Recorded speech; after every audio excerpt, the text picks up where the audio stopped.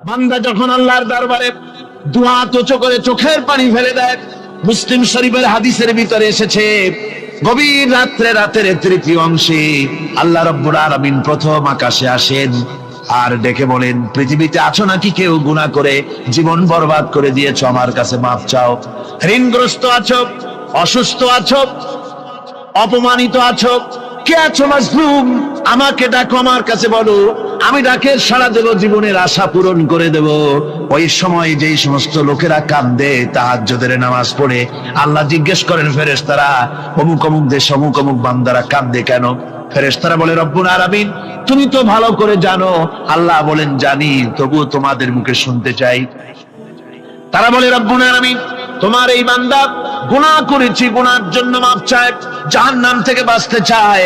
আল্লাহ পাক বলেন, ফেরেশতারা আমার এই বান্দারা আমারে দেখেছে নাকি? বলে দেখে নাই। বলে আমার দোজখ দেখেছে নাকি? বলে না, তাও দেখে নাই। আমার বেহেশত দেখেছে নাকি? বলে না, তাও দেখে নাই। আল্লাহ পাক বলেন, ফেরেশতারা সাক্ষী থাকো, ওরা আমাকে দেখে নাই, আমার বেহেশত দোজখ কিছুই দেখে নাই, শুধুমাত্র আমার নবীর কথা, আমার কোরআনের কথা বিশ্বাস করে আরামের ঘুমকে হারাম করে যেভাবে তারা কাঁদতেছে, সাক্ষী থেকে যাও ফেরেশতারা, আবার রহমতের দরিয়ায় জোশ মেরেছে আমার ওই ক্রন্দনরত বান্দাগুলিকে আমি আল্লাহ মাফ করে দিলাম। সুতরাং মুমিন বান্দা যারা, আল্লাহর মুমিন বান্দা যারা, এই ঈমানের কোয়ালিটি, এটাও হতাশায় নিরাশায় ভেঙে পড়বে না। গুনাহ তো মানুষই করে, গুনাহ হয়ে গেছে, মাপ চাও। তোমার গুনাহ কদ্দুর? তোমার গুনাহ যদি হয় পাহাড় সমান, আল্লাহর রহমত আকাশ সমান। জাহান্নামের কঠিন শাস্তি থেকে বাঁচতে হলে আল্লাহর প্রতি ঈমান আনতে হবে। আর ঈমান আনলে যে কোয়ালিটি গুলি হওয়া উচিত, সেগুলি আমি আপনাদের সামনে আলোচনা করছি। এরপর আরেকটি কোয়ালিটি হবে মুমিনের, তা হলো কঠোর কঠিন বিপদে অবিচল থাকবে, বিপদে ভেঙে পড়বে না। বিপদ আপদ, শত্রুতা, ক্ষয় ক্ষতি যা কিছু হয় সবই আল্লাহর পক্ষ থেকে, এটা মেনে নিতে হবে এবং ধৈর্য ধারণ করতে হবে। বিপদ মুসিবত শুধু উম্মতের জন্য নয়, দুনিয়ার সমস্ত নবীদের বিপদ এসেছে, হয় নাই? নবীদের বিপদ আসে নাই? কোরআনে কারীম থেকে শুনুন, আল্লাহ রাব্বুল আলামিন বলেন, ওয়াকাযালিকা জাআলনা লিকুল্লি নাবিয়্যিন আদুওয়াম মিনাল মুজরিমিন। আল্লাহ পাক বলেন, এমনি করে আমি সকল নবীদের শত্রু বানিয়ে দিয়েছি, সব পাপিষ্ঠ আর অপরাধ প্রবণ লোকদেরকে। প্রত্যেক যুগে নবীদের শত্রু ছিল, প্রত্যেক যুগে নবীদের কি ছিল? শত্রু ছিল। সে শত্রু কারা ছিল? আল্লাহ পাক বলছেন, নবীদের শত্রু ছিল পাপিষ্ঠ আর অপরাধ প্রবণ লোক, এরাই ছিল নবীদের দুশমন। রাসূলগণের অবস্থা যদি এই হয়, তাহলে তার উম্মত, ওই দিনের ধারক বাহক যারা, তাদের বুঝি বিপদ আপদ হবে না নাকি? হবে কিনা? তো ইসলামের বিরোধিতা যারা করে, কোরআনের পরিভাষায় বলা হয়েছে ইসলামের দুশমন, নবীদের দুশমন। দুনিয়ার সব পাপিষ্ঠ আর অপরাধ প্রবণ লোকেরাই ইসলামের দুশমন হয়, নবীদের দুশমন হয়। আজও দেখেন, আজও তাকিয়ে দেখেন, ইসলামী আন্দোলনের বিরোধিতা যারা করে তারা পাপিষ্ঠ চরিত্রের কিনা, তাকায় দেখেন, খুঁজে দেখেন, সর্বত্র খুঁজে দেখুন, খুঁজে দেখুন।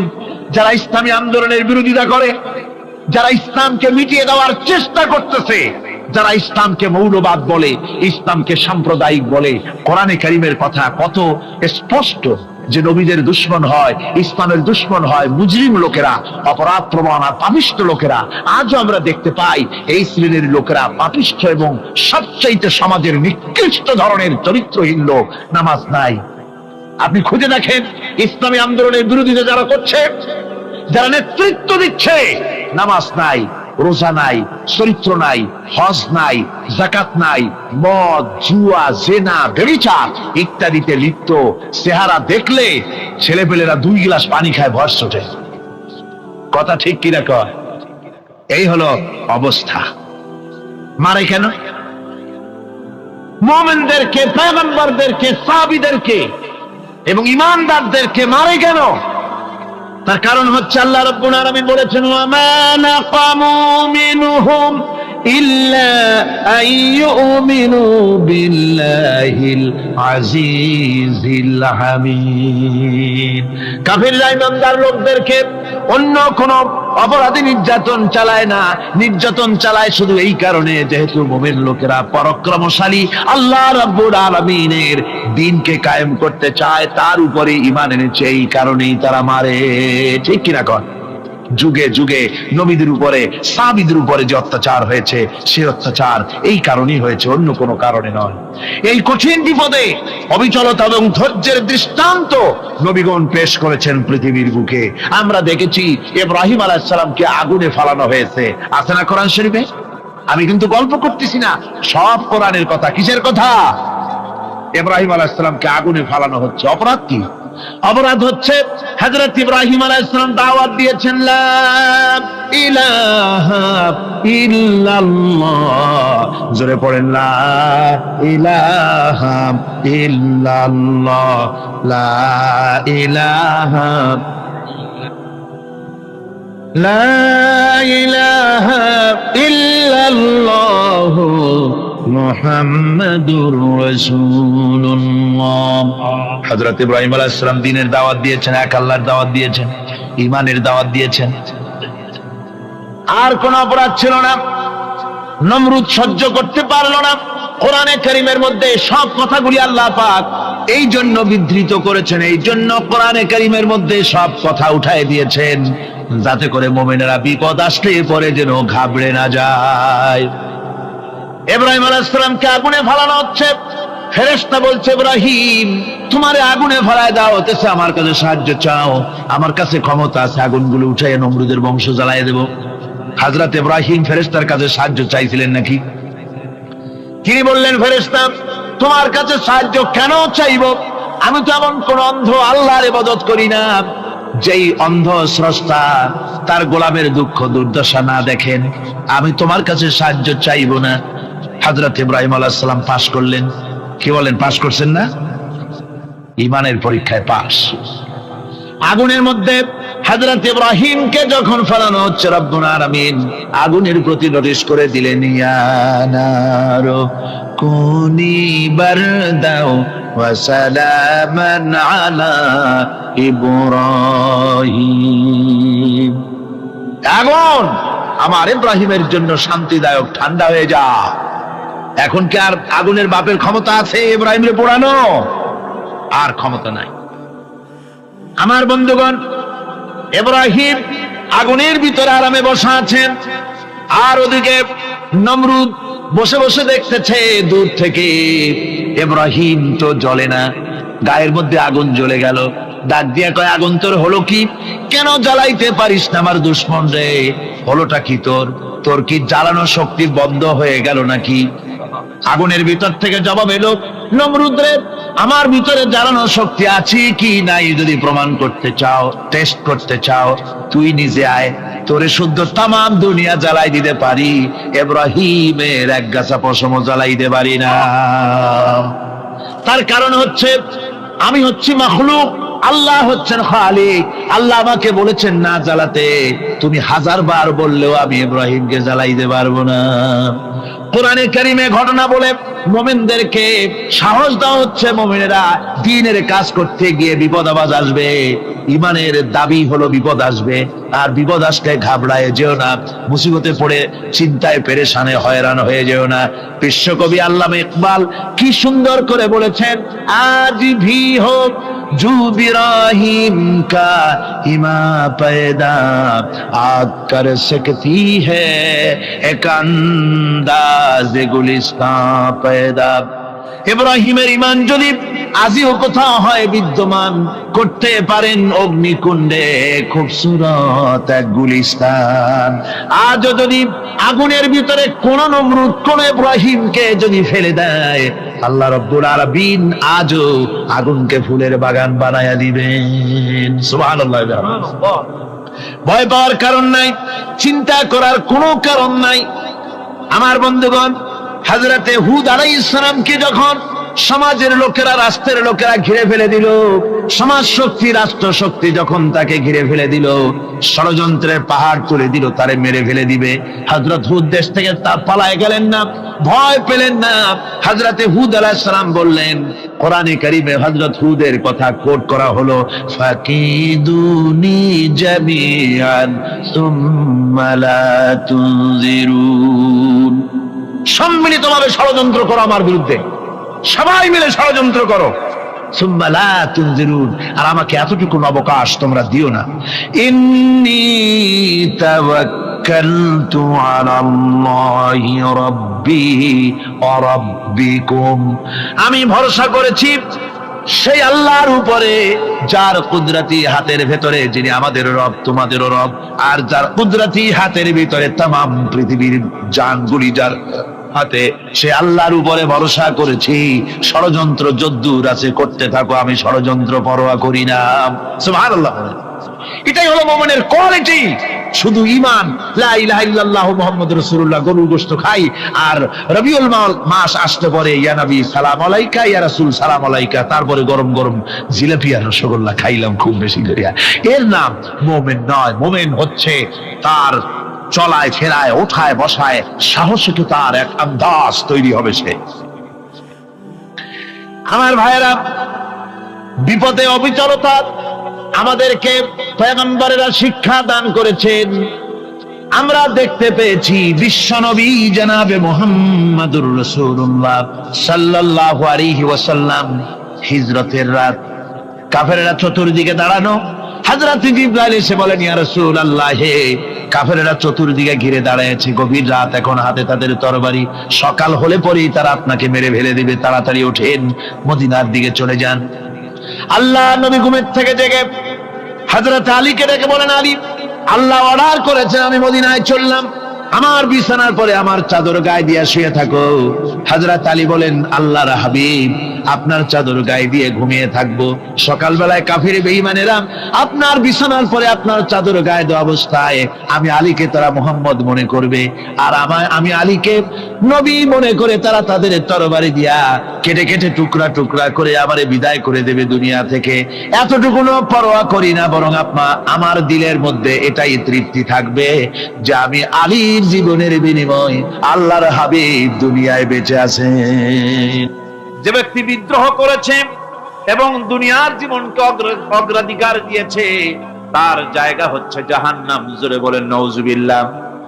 যে ব্যক্তি আল্লাহর সঙ্গে বিদ্রোহ করেছে আর পরকালের জন্য পাথর জোগাড় করে নাই, দুনিয়াকে অগ্রাধিকার দিল, পরকালকে ভুলে গেল, তার জায়গা হলো জাহান্নাম। وَأَمَّا مَنْ خَافَ مَقَامَ رَبِّهِ وَنَهَى النَّفْسَ عَنِ الْهَوَى فَإِنَّ الْجَنَّةَ هِيَ الْمَأْوَى। আর যে ব্যক্তি আপন প্রভুর সামনে উপস্থিত হওয়াকে ভয় করেছে এবং আপন প্রবৃত্তিকে লালসা মুক্ত করেছে, লালসার হাত থেকে রক্ষা করেছে, আল্লাহ রাব্বুল আলামিন কিয়ামতের দিন তার জন্য রেখে দিয়েছেন জান্নাত। তার জন্য কোন জায়গা? জান্নাত। আমাদেরকে পরকাল ভিত্তিক জীবন যাপন যদি করি, তাহলে কবরের জবাবগুলি খুব আসান হবে। আর যদি পরকাল ভিত্তিক জীবন যাপন না হয়, কবরটা মুসিবত হয়ে যাবে। হযরত ওসমান রাদিয়াল্লাহু তাআলা আনহু কবরের কাছে গিয়ে খুব কাঁদতেন। সাহাবায়ে কেরাম প্রশ্ন করেছেন, হুজুর, রাসূল করিম সাল্লাল্লাহু আলাইহি ওয়াসাল্লাম যখন জান্নাত ও জাহান্নামের ওয়াজ করেন, তখনও তো এত বেশি আপনি কাঁদেন না, যত বেশি কাঁদেন কবরের কাছে এসে, কারণ কি? হযরত ওসমান রাদিয়াল্লাহু তাআলা আনহু বলতেন, আমার সাথীরা, আমি আমার হাবিবের কাছে, আল্লাহ রাব্বুল আলামিনের রাসূলের কাছে আমি শুনেছি, এই কবরটাই হলো প্রথম স্টেশন, এই কবরটাই হলো প্রথম ইমিগ্রেশন কাউন্টার। এই জায়গায় কেউ যদি ধরা পড়ে যায়, কারো যদি চার্জশিট হয়ে যায়, সব জায়গায় ধরা পড়ে যাবে, হাসরে মিজানে সিরাতে কোনো জায়গায় নাজাত পাবে না।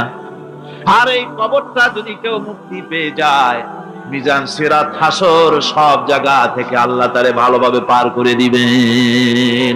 এটা হলো আসল জায়গা, মারাত্মক জায়গা, খুব মারাত্মক জায়গা। আমি এটাকে ইমিগ্রেশন কাউন্টার বলেছি আমার ভাষায়। ইমিগ্রেশন কাউন্টার যারা বিদেশ ভ্রমণ করেছেন তারা জানেন। লন্ডন যাবেন, আমেরিকা যাবেন, সৌদি আরব যাবেন, যে কোনো বিদেশে যাবেন, গেলেই পাসপোর্ট তারা দেখবে। পাসপোর্টে আপনার ন্যাশনালিটি কোনটা সেটাই তারা জানতে চাইবে। আপনি কোন দল করেন এটা তারা জানতে চাইবে না। আপনি কোন ভাষায় কথা বলেন তাও তাদের জানার দরকার নেই। প্রথমেই তারা আপনার ন্যাশনালিটি দেখবে, আপনার আইডেন্টিটি কি তারা জানতে চাইবে। তারপরে যদি স্যাটিসফ্যাক্টরি হয় আপনাকে ভিসা দিয়ে ভেতরে ঢোকবার ব্যবস্থা করে দেবে। আর যদি তারা স্যাটিসফাইড না হয় তাহলে আপনাকে মেহমানখানায় ঢুকানো হবে গ্রেফতার করে। খবর হচ্ছে এ ধরনের একটি ইমিগ্রেশন কাউন্টার। কবরের ভিতরে মানুষ যখনই রাখা হবে সঙ্গে সঙ্গে দুজন ফেরেশতা আসবে। কবরের কাছে যারা এসেছিল দাফন হয়ে যাওয়ার পর এই লোকগুলি 40 কদম যেতে যতক্ষণ লাগে এর মধ্যেই দুজন ফেরেশতা এসে যাবে। এসে জিজ্ঞেস করবে, মান রব্বুকা, তুমি কোন দল করতে, ওটা তাদের জানার দরকার নেই। চাকরি কিসে করতেন ওটা জানার দরকার নেই। ব্যবসা করতেন না চাকরি করতেন প্রয়োজন নেই। প্রথমেই জিজ্ঞাসা করা হবে ন্যাশনালিটি, প্রথমেই জিজ্ঞাসা করা হবে তার ন্যাশনালিটি সম্পর্কে, তার আইডেন্টিটিটা কি, এবং সেটাকে সত্যায়িত করার জন্য, বোঝার জন্য 3টি প্রশ্ন। প্রথম প্রশ্ন, মান রব্বুকা ওয়া মা দীনুকা ওয়া মান নাবিয়্যুকা, তোমার রব কে, তোমার দ্বীন কি, তোমার নবী কে। যদি এই ব্যক্তি বেঈমান হয়, মুনাফিক হয়, সে বলবে হায় হাতা লা আদরি, হায় হাতা লা আদরি, জানি না আমার রবকে, আমি জানি না। তোমার দিন কি, দিন কারে কয় বুঝি না। এরপরে আল্লাহর নবী জনাবে মুহাম্মদ রাসূলুল্লাহ সাল্লাল্লাহু আলাইহি ওয়াসাল্লাম কে দেখানো হবে, বলা হবে মা কুনতা তাকুলু ফি হাদার রাজুল, এই ব্যক্তি সম্পর্কে তোমার ধারণা কি নিকে, বলবে আমি চিনি না। নাউযুবিল্লাহ। বাস, এরপরে তার যা হবার তাই শুরু হয়ে যাবে। আর যদি বান্দাটা মুমিন হয়, প্রশ্ন করা হবে মান রব্বুকা, জবাব দেবে রব্বি আল্লাহ, আমার রব আল্লাহ রাব্বুল আলামিন। ওয়া মা দীনুকা, দীনুনা ইসলাম, আমার দিন হচ্ছে ইসলাম। এরপরে আল্লাহর নবীকে দেখানো হবে। কয়েক রকমের বর্ণনা আছে, কোন বর্ণনায় আছে হুজুরের আকারে দেখানো হবে, অথবা রাসূলকে সরাসরি দেখানো হবে। বলা হবে মা কুনতা তাকুলু ফি হাদার রাজুল, এই লোকটি সম্পর্কে ধারণা কি। মুমিন ব্যক্তি বলবে হাদা নবিয়ুনা মুহাম্মাদুর রাসূলুল্লাহ সাল্লাল্লাহু আলাইহি ওয়াসাল্লাম, ইনি আমার তো সেই নবী মুহাম্মাদুর রাসূলুল্লাহ সাল্লাল্লাহু আলাইহি ওয়াসাল্লাম। আমরা যদি এই রকমের জবাব দিতে পারি, আল্লাহ কবুল করো। সকলে জোরে কোন আমিন। জবাব হয়ে যাওয়ার পর গায়ব থেকে আওয়াজ আসবে, ফাফরিশু বিল জান্নাতি ওয়ালবিসু বিল জান্নাহ, ও আমার ফেরেশতারা, আমার এই বান্দাকে জান্নাতের পোশাক পরায়া দাও আর কবরটাকে জান্নাতের বিছানা বিছায়া দাও। জান্নাতের পোশাক পরায় দাও, জান্নাতের বিছানা বিছায়া দাও। ইলা মাদ্দা বাসারিহি, তার চোখের দৃষ্টি যত দূর যায় কবরটা ততটা প্রশস্ত করে দাও। এরপর বেহেশতের পোশাক পরাইয়া, বেহেশতের বিছানা বিছায়া ফেরেশতা বলবে নূম কানাউমুল উরুস, ঘুমিয়ে যাও। দুলামিয়া যেমন বাসর সজ্জায় নতুন বউ নিয়ে আরামে ঘুমায়, এরকম আরামে ঘুমায় যাও। ইলা ইয়াউমিল কিয়ামা, কিয়ামত পর্যন্ত ঘুমায় থাকবে, আরামে ঘুমিয়ে থাকবে। এরপরে সিংহায় ফুৎকার হবে, সিংহার ফুৎকারের আওয়াজে তার ঘুম ভেঙে যাবে। বলবে ইয়া ওয়াইলানা মান বা'আথানা মিন মারকাদিনা, আয় আফসোস, আমার এত আরামের ঘুম থেকে কে আমাকে জাগ্রত করলো, আমার ঘুমটারে নষ্ট করলো কে।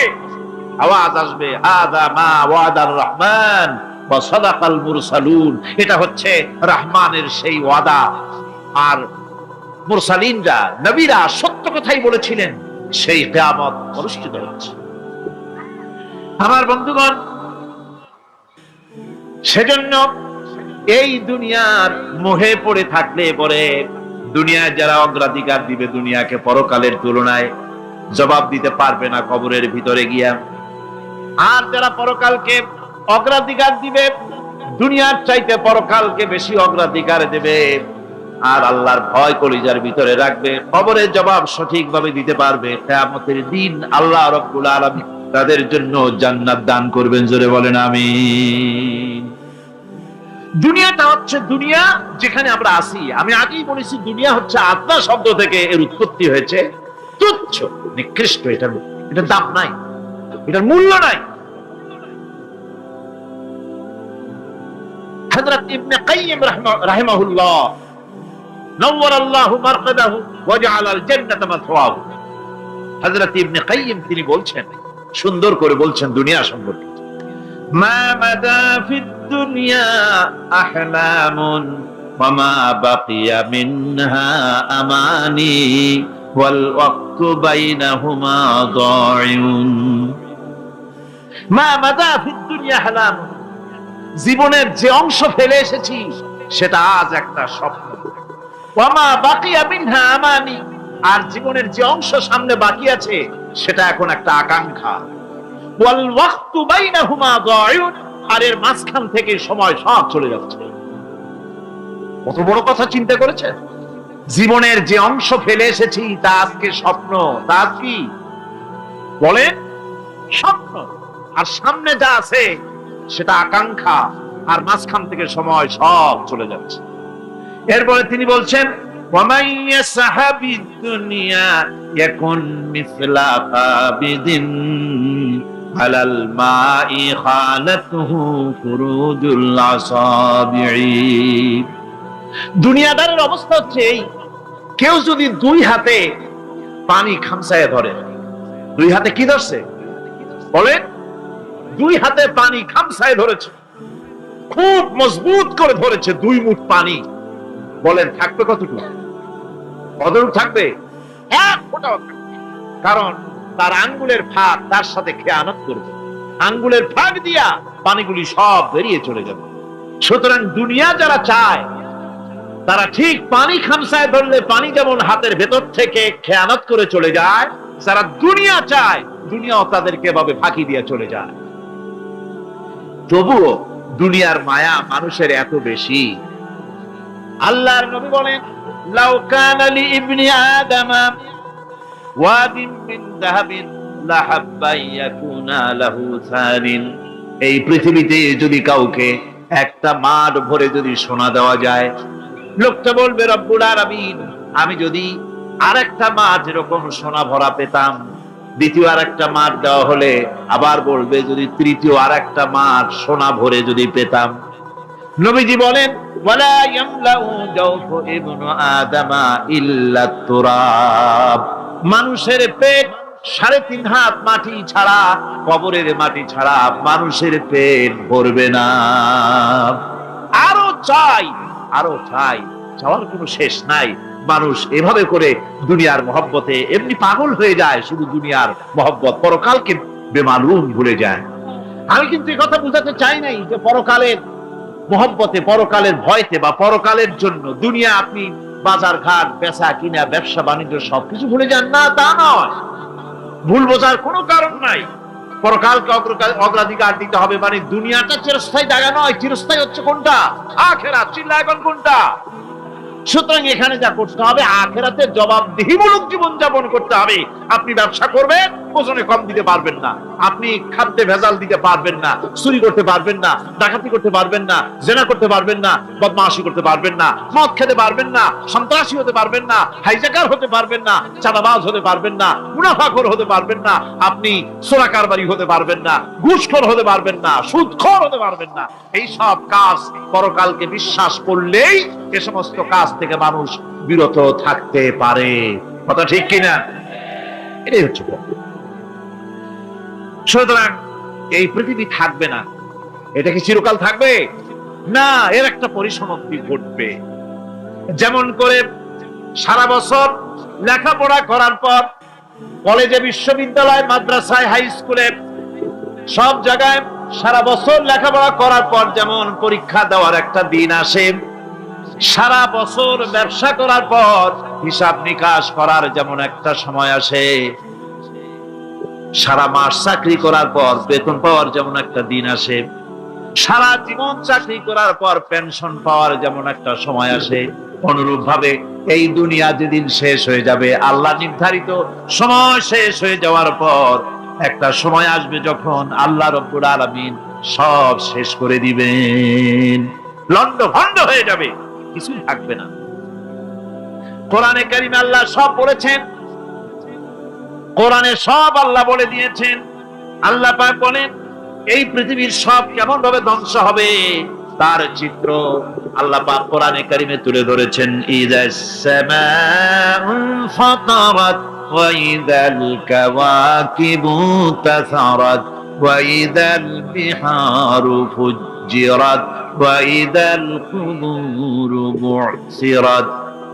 যখন আকাশসমূহ দীর্ঘ বিদীর্ণ হয়ে যাবে, তারকাগুলি বিক্ষিপ্ত হয়ে ছিটকে পড়বে,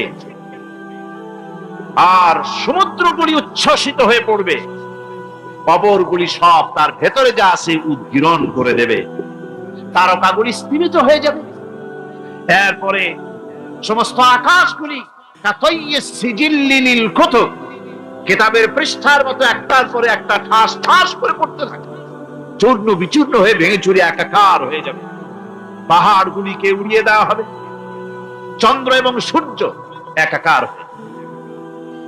আল্লাহ রাব্বুল আলামিন বলেন ফাইদা বারিকাল বাসার ওয়া খাসাফাল কমার ওয়া জুমিআশ শামসু ওয়াল কমর। চক্ষু যখন বিস্ফারিত হয়ে যাবে, চাঁদ যখন তার আলো হারিয়ে ফেলবে, সূর্য যখন তার আলো হারিয়ে ফেলবে, চাঁদ আর সূর্য সব একাকার হয়ে যাবে, সেই সময়ের অবস্থাটা কি চিন্তা করো। মানুষ হয়রান হয়ে দৌড়াদৌড়ি করবে। ওয়াহুমিলাতিল আরদু ওয়াল জিবালু ফাদুক্কাতা দাক্কাতান ওয়াহিদা। জমিন এবং পাহাড়গুলির মধ্যে আল্লাহ রাব্বুল আলামিন সংঘর্ষ বাঁধিয়ে দিবেন, পাহাড়গুলি ভেঙে চুরে টুকরা টুকরা হয়ে যাবে, পাহাড়গুলি উঁচু করে জমিনের উপরে আছাড় মেরে আল্লাহ রাব্বুল আলামিন ভেঙে চুরে চুরমার করে দিবেন। সুবহানাল্লাহ। ওয়াতাকুনুল জিবালু কালইহনিল মানফুশ, পাহাড়গুলো ভেজা ধোনা তুলার মতো করে উড়িয়ে দেওয়া হবে, পাহাড় উড়ে যাবে। সুবহানাল্লাহ।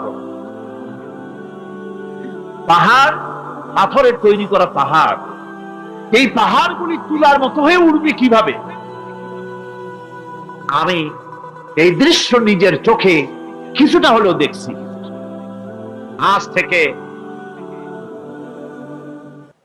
10 দিন আগে আমি ইতালি সফর করে এসেছি। ইতালির রাজধানী রোম। রোম প্রাচীন সভ্যতার লালন ভূমি। কোরআনে কারিমে সূরা রোম রয়েছে, এই রোম সেই রোম। এখানের বাদশার কাছে রাসূল করিম সাল্লাল্লাহু আলাইহি ওয়াসাল্লাম হেরাক্লিয়াসের কাছে চিঠি পাঠিয়েছিলেন, সেই রোম। 12 থেকে 15 হাজারের মতো বাংলাদেশি মুসলমান সেখানে আছে। জুমার দিন, যেদিন আমি গেলাম তার পরের দিনই জুমা ছিল। জুমার নামাজ পড়লাম ভ্যাটিকানের কাছেই বিশাল মসজিদ, ইউরোপের ভিতরে সবচেয়ে বড় মসজিদ এটা। রোম ইসলামের দুশমনদের রাজধানী। সেইখানে যখন আযান হচ্ছে আশহাদু আন্না মুহাম্মাদার রাসূলুল্লাহ, আমার অনুভূতির কথা আপনাদেরকে বোঝাতে পারবো না, কি অনুভূতির সৃষ্টি হয়েছে আমার ভেতরে। ভ্যাটিকানের পোপ এক পাশে, কিছু দূরেই ভ্যাটিকান, ওটা হচ্ছে গোটা পৃথিবীর সমস্ত খ্রিস্টানদের কাবা, ভ্যাটিকান। তার পাশেই বিশাল মসজিদ, সেখানে নামাজ পড়লাম।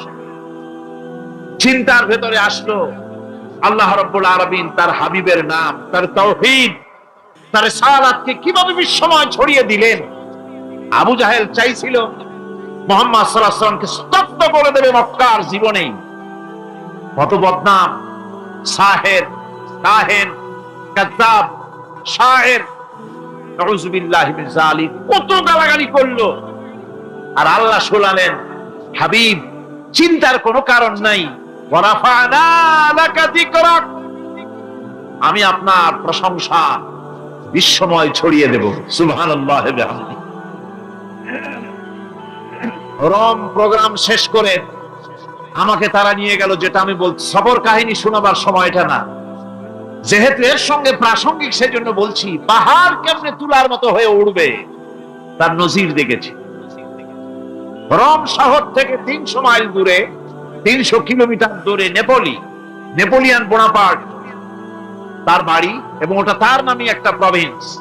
ভূমধ্য সাগরের পারে ভিসুভিয়াস, পৃথিবীর সবচাইতে বড় আগ্নেয়গিরি, সেটা দেখাতে নিয়ে যাওয়া হলো আমাকে। যে পাহাড়টা পৃথিবীর মাটি থেকে তার চূড়া হচ্ছে 3 মাইল উঁচু, এর 2 মাইল গাড়িতে করে ঘুরে ঘুরে যাওয়া যায়, এরপর আর গাড়িতে যাওয়া যায়, বাকিটুকুন যেতে হবে হেঁটে হেঁটে। পাহাড়ের উপরে অক্সিজেন কম, বেশ কষ্ট হচ্ছিল উঠতে। জীবনে প্রথম পাহাড়ে চড়েছি, জাবালে নূর, রাসূল করিম সাল্লাল্লাহু আলাইহি সাল্লামের উপরে যেখানে ওহী হয়েছিল সর্বপ্রথম। পাহাড় চড়ার একটা অভিজ্ঞতা ওখান থেকে আমার কিছুটা হয়েছিল। খুব কষ্ট হলো বাকি 1 মাইল উঠতে। যখন ভিসুভিয়াসের একদম শীর্ষে চলে গেছি, সেখানে গিয়ে আমার সাথে 15-20 জন লোক ছিল। আমি নিজে আল্লাহু আকবার বলে আমার গলা থেকে আওয়াজ বেরিয়ে গেল। আমি দেখতে পেলাম ভিসুভিয়াসের শীর্ষে বিশাল গর্ত। আমার মনে হয় গর্তটা এই মাঠের 1/4 হবে। এই মাঠের 1/4 হবে গর্তটা। সেই গর্তটার গভীরতা হচ্ছে 1.5 কিলোমিটার।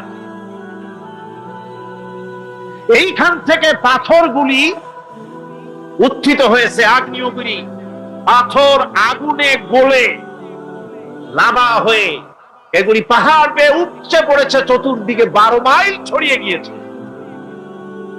আমার মনে পড়লো ওয়াকুদুহান নাস ওয়াল হিজারা, জাহান্নামের আগুনের ইন্ধন হবে মানুষ আর পাথর। আমি সেখানে সেজদায় পড়ে গিয়া কান্নাম আর বললাম, আল্লাহ জাহান্নামের আগুন হারাম করে দিও আমাদের জন্য। পাথর কিভাবে বললো গলে, পাথরগুলি গলে পুড়ে চতুর্দিকে পড়েছে আর ছিটকেছে, চতুর্দিকে ছিটকে পড়েছে। সেই পাথরগুলি ছিটকে ছিটকে যেগুলি পুড়ে পড়েছে, সেগুলিকে দূরে সাদা রঙের বলে মনে হয়, কোনোটা সাদা কোনোটা কালো, মনে হয় যেন তুলার মতো হয়ে পড়ে আছে চতুর্দিকে। 1944 সনে তৃতীয়বারের মতো ভিসুভিয়াস অগ্নিগিরি যে অগ্নি উৎপাত করে, তাতে আশেপাশের 12 মাইল এলাকা এফেক্টেড হয়ে যায়। পাথরগুলি গলে এভাবে বিধ্বস্ত করে দিয়েছে। এখান থেকে এখানে জোহরের নামাজ, আসরের নামাজ আমরা পড়লাম, আল্লাহর কাছে খুব দোয়া করলাম। এখনো ধোঁয়া উঠতেছে, এখনো পাহাড়ের ফাটল দিয়ে ধোঁয়া উঠছে। একজন হাত দিয়ে আমাকে বলল যে খুব গরম লাগে ধোঁয়াগুলি। ওখানকার লোকেরা বলল যে ভেতরে এখনো আগুন আছে, তবে সুপ্ত, যে কোনো মুহূর্তে আবার তা জাগ্রত হতে পারে। আমরা সেখান থেকে নেমে এলাম। একটু কিছু দূর গিয়েই সেখানে হলো পম্পেই শহর। এই পম্পেই শহরটা হচ্ছে ঈসা আলাইহিস সালামের জন্মের 2000 বছর আগে এই শহর তৈরি হয়। ঈসা আলাইহিস সালামের জন্মের 179 বছর পর ভূমিকম্প হয়। সেই ভূমিকম্পে গোটা পম্পেই শহরটা পৃথিবীর মানুষের চোখের আড়াল হয়ে যায়, ধ্বংস হয়ে যায়, মাটির তলায় হরপ। আজ থেকে 200 বছর আগে মাটি খনন করতে গিয়ে এই শহর আবিষ্কৃত হয়। পুরা শহরটা খুঁড়ে তারা বের করেছে। 180 হেক্টর জমিনের উপরে এই বিশাল শহর। ঘুরে ঘুরে দেখলাম, গাড়ি চলে না সেখানে, পায়ে হেঁটে দেখতে হলো। প্রশস্ত রাস্তা। আজ থেকে 4000 বছর আগের মানুষেরা রাস্তা বানাতে জানতো পাথর দিয়ে, এবং রাস্তার দুধারে তাদের ছিল ফুটপাথ, পানির ব্যবস্থা, নগরায়নের সব রকমের সুযোগ সুবিধা। তারপরে সেখানে বিচারালয়, এরপরে দোকানপাট, বাজার ঘাট, সবকিছুর ব্যবস্থা রয়েছে। বিশাল বিশাল পাথরগুলি দিয়ে পিলার তৈরি করা। ভাবলাম এই পিলারগুলি, এই পাথরগুলি তারা কিভাবে ক্রেন ছাড়া এত উপরে উঠালো কি করে, আমার মাথায় আসলো না। পাথর কেটে কেটে সুন্দর সুন্দর অঙ্কন শিল্প তারা করেছে। এরপরে ঘুরতে ঘুরতে বাদশার রাজার বাড়িতে গিয়ে ঢুকলাম। সেখানে গিয়ে দেখলাম উলঙ্গ এত মূর্তি পাথরের তৈরি করা।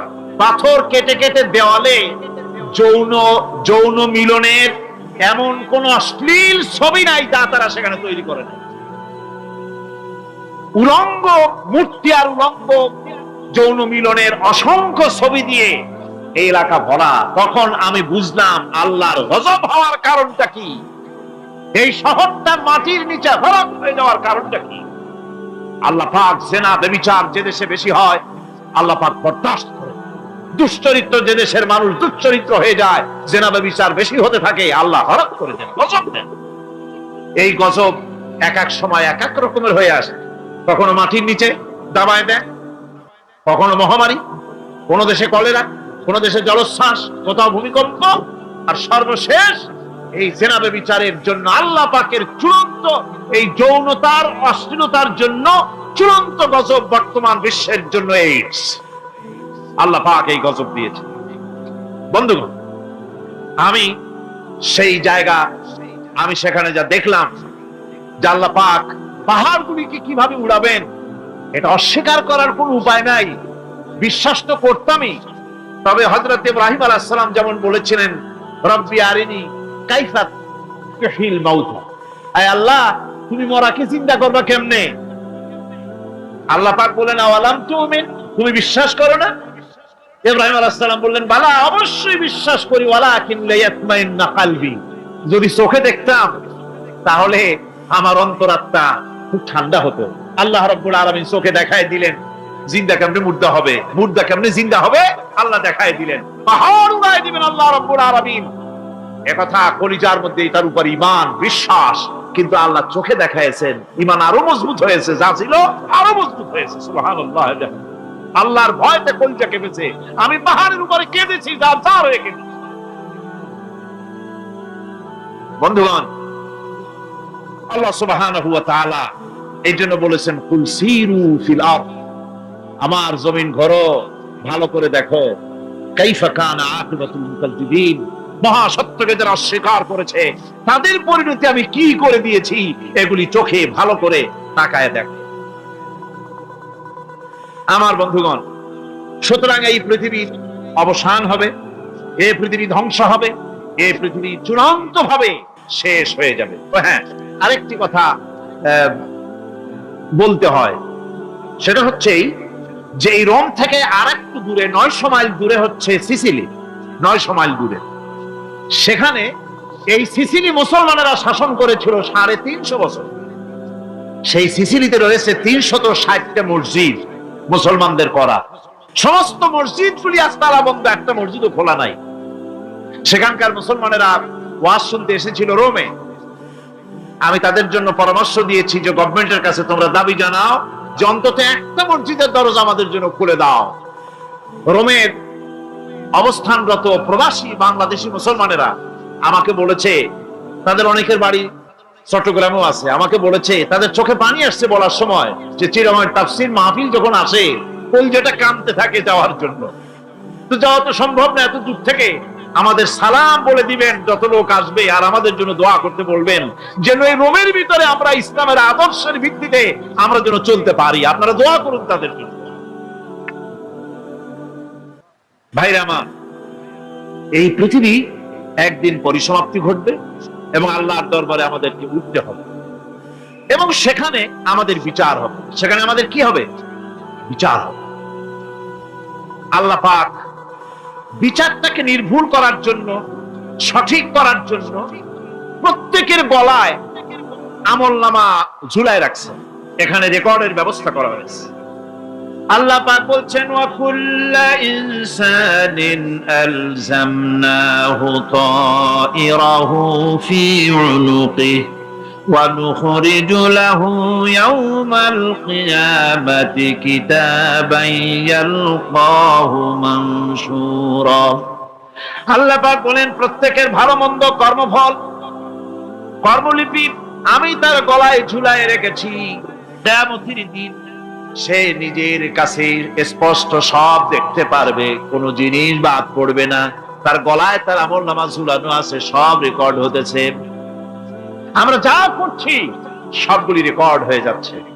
বর্তমান বিজ্ঞানীরা আবিষ্কার করেছে যে মানুষের শরীরের ভিতরে ডিএনএ আছে, রক্তের ভিতরে ডিএনএ, এটা একটা কোড। মানুষের রক্তের ভিতরে ডিএনএ আছে, যেমন তার ব্রেনের ভিতরে কতগুলি কোষ আছে, এক একটা কোষ এক এক ধরনের কাজ করে। অনুরূপ ভাবে তার শরীরের ভিতরে রক্তের ভিতরে ডিএনএ আছে। এই ডিএনএটা কি? এই ডিএনএটা হচ্ছে, এই ডিএনএ একটা কম্পিউটারের মতো কাজ করতেছে। লোকটা কি করবে, কোথায় যাবে, সে ভালো হবে মন্দ হবে কি হবে, সব তার ডিএনএ এর মধ্যে রেকর্ড কৃত আছে। এটা বোঝার জন্য একটা সুন্দর দৃষ্টান্ত দেওয়া যায়। যেমন এই কাগজটাকে আপনারা মনে করুন একটা গাড়ির একটা ব্লুপ্রিন্ট, একটা গাড়ির ব্লুপ্রিন্ট। এখানে লেখা আছে গাড়ি কিভাবে তৈরি হবে। এই কাগজটা নিয়ে ঘরের মধ্যে রেখে দিলেন। এখন এই কাগজটা থেকেই অটোমেটিক গাড়ির উইন্ডো তৈরি হলো, শিল তৈরি হলো, গাড়ির বডি তৈরি হলো, চেসিস তৈরি হলো, টায়ার তৈরি হলো, ইঞ্জিন তৈরি হলো, ব্যাটারি তৈরি হলো, পেট্রোল নিল, আর কোন রকমের ড্রাইভার ছাড়াই গাড়ি চলতে আরম্ভ করলো। এই কথাটা যদি মনের মাথার মধ্যে আনতে পারেন যে এটা কিভাবে হইতে পারে, এতে লেখা অনুযায়ী যেভাবে হওয়া যদি সম্ভব হয়, অনুরূপ ভাবে মানুষের রক্তের ভিতরে ডিএনএ এরা আবিষ্কার করেছে। এর ভিতরে মানুষের ভালো মন্দ, কোথায় যাবে কি করবে, সবকিছুর মধ্যে রয়েছে। কোরআনে কারীমে আল্লাহ রাব্বুল আলামিন, আমি গত বছরও বলছিলাম যে বিজ্ঞানের আবিষ্কার যত বাড়বে কোরআন বোঝা মানুষের জন্য তত সহজ হবে। কোন সুবহানাল্লাহ। কোরআন বোঝা মানুষের জন্য তত সহজ হবে। সুতরাং মানুষের গলার সাথে আল্লাহ পাক বলছেন যে একটা আমলনামা আমি ঝুলাই দিয়েছি তার গলার সাথে, সে যা করতেছে ওখানে সব লিপিবদ্ধ হচ্ছে, কম্পিউটারাইজড, কম্পিউটারের মতো এগুলি সব গ্রহণ করতেছে। এগুলি কিয়ামতের দিন তার সামনে হাজির করা হবে। কিয়ামতে যখন আমলনামা তার সামনে দিয়ে বলা হবে ইকরা কিতাবাকা কাফা বিনাফসিকাল ইয়াওমা আলাইকা হাসিবা, তাকে বলা হবে নিজের কর্মলিপি নিজেই পড়ো, আজ তুমি তোমার নিজের হিসাব নিতে যথেষ্ট। বন্ধুগণ, এই মাহফিলে যত লোক আমরা বসে আছি, আমরা আমাদের হিসাব নিতে যথেষ্ট না আরেকজন লাগবে? কোন আমরা যথেষ্ট কিনা? কথা বোঝেন নাই। আমি বলতে চেয়েছি এটা, আমরা যদি এখন চোখ বুঝে চিন্তা করি যে পিছনের জীবনে কি করেছি, মনে পড়বে নাকি পড়বে না? বলেন সবাই, পড়বে কি পড়বে না? ছোটবেলায় কবে পায়ের নিচে কাঁটা ফুটেছিল, কবে কোথায় আছাড় খেয়েছিলেন, কবে কার বেল তাল আম কাঁচা আম চুরি করে খেতে গিয়ে কিল খেয়েছিলেন, তারা খেয়েছিলেন, তাকে এখন মনে নাই? আছে। তাহলে কিল, ওই তাল বেল চুরি করতে গিয়ে যে কিলটা খাইছিলেন সেটাও মনে আছে, ভালো মন্দ সব মনে আছে। তাহলে কোন হোটেলের রুমে কি করছিলেন, কোন স্কুলে কোন কলেজে কি করছিলেন, তারপরে জীবনে ছোট বড় ঘটনাগুলি সব বুঝতে মনে পড়বে না? এবার হিসাব করেন, মনে যদি পড়ে এবার হিসাব করেন আপনি জান্নাতি না জাহান্নামী। আপনি আপনার নিজের হিসাব নেওয়ার জন্য যথেষ্ট। তাকে হিসাব করতে বলা হবে, তোমার হিসাব, তোমার নিজের হিসাব নেওয়ার জন্য তুমি যথেষ্ট, তোমার হিসাব তুমি নিজেই করো, এটা পড়ো। আর সেই কিয়ামতের দিন কোন সাহায্যকারী মিলবে না। লান তানফাকুম আরহামুকুম ওয়ালা আওলাদুকুম ইয়াওমাল কিয়ামাহ। লান তানফাকুম, কিয়ামতের দিন কোনো ফায়দা হবে না, অবশ্যই কোনো ফায়দা হবে না, কোনো উপকারে আসবে না। কিয়ামতের দিন তোমার সন্তান, তোমার স্ত্রী, তোমার মাল, তোমার সম্পদ কোন উপকারে আসবে না কিয়ামতের ময়দানে। সেদিন সব তোমার সাথে বিচ্ছ করবে, সব পালায় যাবে। সেখানে উৎকোষেরও কোনো কারবার নাই যে ঘুষ টুস দিয়া, ফেরেশতাদের কোন রকম বুঝবাজ দিয়া, আলাদা কোন চোরাগলি পথ দিয়া একেবারে ফুট করে ভেসতে চলে যাবেন, এমন কোন সুযোগ নাই। অনেকে বলে হুজুর এমন কিছু দোয়া শিখায় দেন যাতে ওই সব জেহাদ বোমা এগুলি খুব ভয় পাই, ওসব রাস্তা রাস্তা না, খুব সহজে কিছু দোয়া দুরূদ করিয়া আস্তে করে জান্নাতে চলে যাওয়া যায়, এরকম একটা দোয়া, এরকম একটা পথ বলে দেন। আমি বলি ভাই, এরকমের কোন চোরাগলি আমার রাসূল আবিষ্কার করতে পারেন নাই। আল্লাহর পয়গম্বরের ওই ধরনের কোন পথ আবিষ্কার করতে পারেন নাই। সেখানে কিয়ামতের দিন কাউকে উৎকোষ গ্রহণ করার কেউ নাই, উৎকোষ দেওয়া যাবে না। আর উৎকোষ দিবি নেবা কি? আপনার কাছে কিছু নাইও, থাকলেও নেওয়ার কেউ নাই। এই দুনিয়ায় ফাঁকিবাজি করে বহুত কিছু করা যায়, কিন্তু কিয়ামতের মাঠে এগুলি কিছুই চলবে না। اليوم لا ينفع مال ولا بنون। কিয়ামতের দিন ধন সন্তান সন্ততি আর সম্পদ কোনো কাজে লাগবে না। সেদিন শুধু আমল যদি ভালো হয় কাজে লাগবে, আমল খারাপ হবে সব শেষ হয়ে যাবে। আল্লাহ রাব্বুল আলামিন নবীজিকে ডেকে বলেছেন, নবী আপনি বলেন, কুল মা কুনতু বিদআম মিনার রাসূল, আপনি বলুন আমি কোন নতুন রাসূল নই, আমার আগে অনেক নবী রাসূল পৃথিবীতে এসেছেন, তারা বিদায় হয়ে গেছেন। আমি জানি না কিয়ামতের দিন আল্লাহ রাব্বুল আলামিন আমার সাথে কি ব্যবহার করবেন, আর আমি এও জানি না যে কোরআনে কারীমের মধ্যে আল্লাহ পাক এই পৃথিবীর বুকে যারা আরামের টাটকা সুখগুলি আরামগুলি যারা বর্জন করে আল্লাহ রাব্বুল আলামিনকে বিশ্বাস করে যারা জীবন পরিচালনা করেছে, আল্লাহ পাক তাদের জন্য জান্নাত রেখেছেন এবং তাদের জন্য বলছেন সাবিকু ইলা মাগফিরাতিম মির রাব্বিকুম ওয়া জান্নাতিন আরদুহা কা'আরদিস সামাই ওয়াল আরদ উইদ্দাত লিল্লাযীনা আমানু বিল্লাহি ওয়া রাসূলিহি। আল্লাহ পাক বলেন প্রতিযোগিতা করো আল্লাহর মাগফিরাত কামনার জন্য আর জান্নাতে যাওয়ার জন্য প্রতিযোগিতা করো, আল্লাহর রহমত পাওয়ার জন্য সৎ কাজের প্রতিযোগিতা করো, তাহলে আল্লাহ রাব্বুল আলামিন তোমাদেরকে ক্ষমা করবেন আর তোমাদের জন্য এমন জান্নাত দিবেন যেই জান্নাত আকাশের বিশালতার জমিনের বিশালতার মতো। এই বিরাট জান্নাত তোমাদেরকে দিবেন। এই জান্নাত চিরস্থায়ী সুখ এবং শান্তি জায়গা হবে। মাসালুল জান্নাতিল্লাতী উইদাল মুত্তাকুন ফিহা আনহারুম মিন মাইন গায়রি আসিনিন ওয়া আনহারুম মিন লাবানিন লাম ইয়াতাগায়্যার তা'আমুহু। আল্লাহ পাক বলছেন জান্নাত আল্লাহ পাক ওয়াদা করেছেন মুত্তাকিদের জন্য। আল্লাহ পাক জান্নাত দিবেন যে জান্নাতের ভিতরে রয়েছে মধুর প্রস্রবণ, রয়েছে দুধের প্রস্রবণ, রয়েছে সেখানে স্বচ্ছ পানির প্রস্রবণ রয়েছে। এই সুন্দর জান্নাত ঝর্ণা ধারা আল্লাহ পাক সৃষ্টি করেছেন, বাগ বাগিচা দিয়ে ভরে রেখেছেন জান্নাত। সেই জান্নাতে জান্নাত হবে এয়ার কন্ডিশন, রোদ্রের তাপ হবে না, সেখানে রোদ্রের খরতাপ হবে না, সেখানে ঠান্ডার প্রচন্ডতা থাকবে না। কিরকম হবে জায়গাটা? আল্লাহ পাক বলছেন মুত্তাকিনা আলাল আরাইকি লা ইয়ারাউনা ফিহা শামসান ওয়ালা জামহারিরা ওয়া দানিয়াতান আলাইহিম যিলালুহা ওয়া দুল্লিলাত কুতুফুহা তাদলিলা। আল্লাহ পাক এমন জান্নাত রেখেছেন, সেই আল্লাহ পাক সেই জান্নাতের ভিতরে জান্নাতীরা ঠেস লাগায়া মুখোমুখি অবস্থায় তারা সেখানে বসবে, আর জান্নাতীদের মনের মধ্যে কোনো দুঃখ থাকবে না, পেরেশানি থাকবে না। পৃথিবীতে মানুষের দুঃখ থাকে, পেরেশানি থাকে, সেখানে কোনো দুঃখ আর পেরেশানি থাকবে না। সেই জায়গাটা হবে শীতাতপ নিয়ন্ত্রিত, না শীত না গরম, চির বসন্ত বিরাজ করবে। জান্নাতীরা সেখানে থাকবে। এই সুন্দর জান্নাত আল্লাহ পাক রেখেছেন মুত্তাকীদের জন্য। সুবহানাল্লাহ। কাফেরদের জন্য জান্নাত হবে জাহান্নাম হবে চিরকাল।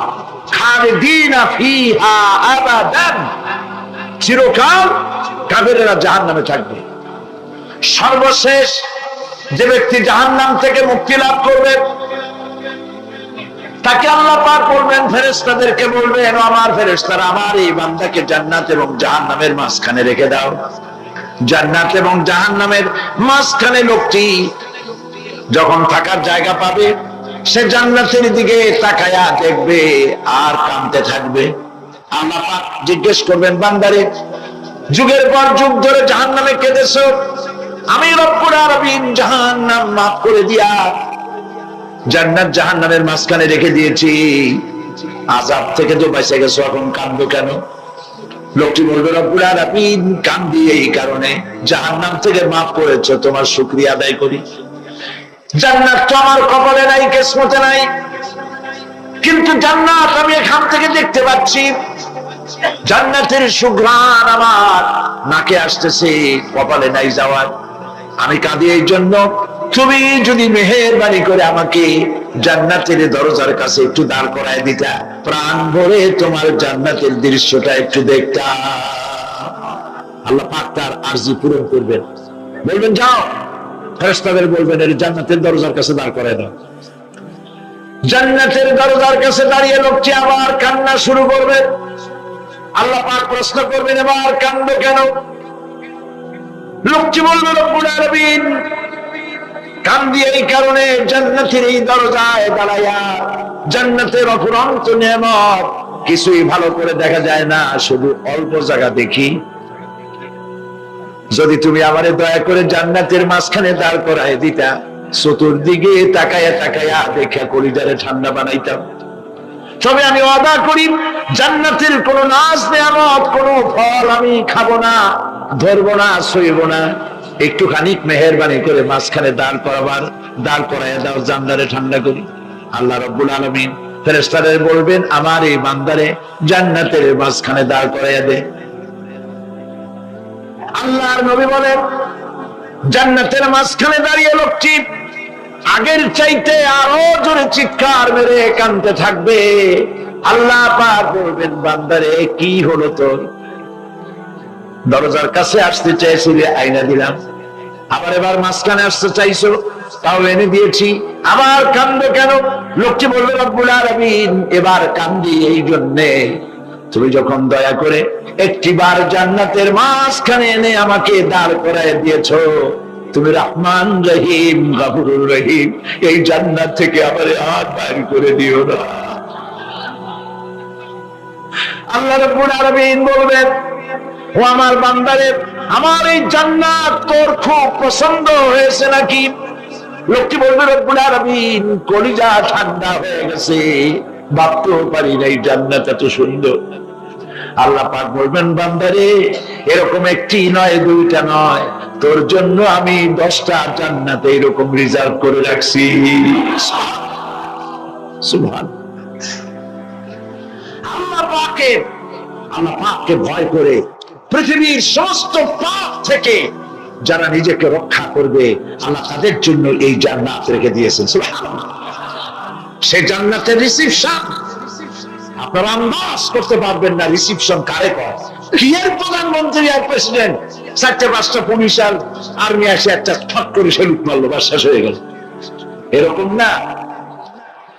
জান্নাতীদেরকে রিসিপশন দেওয়া হবে।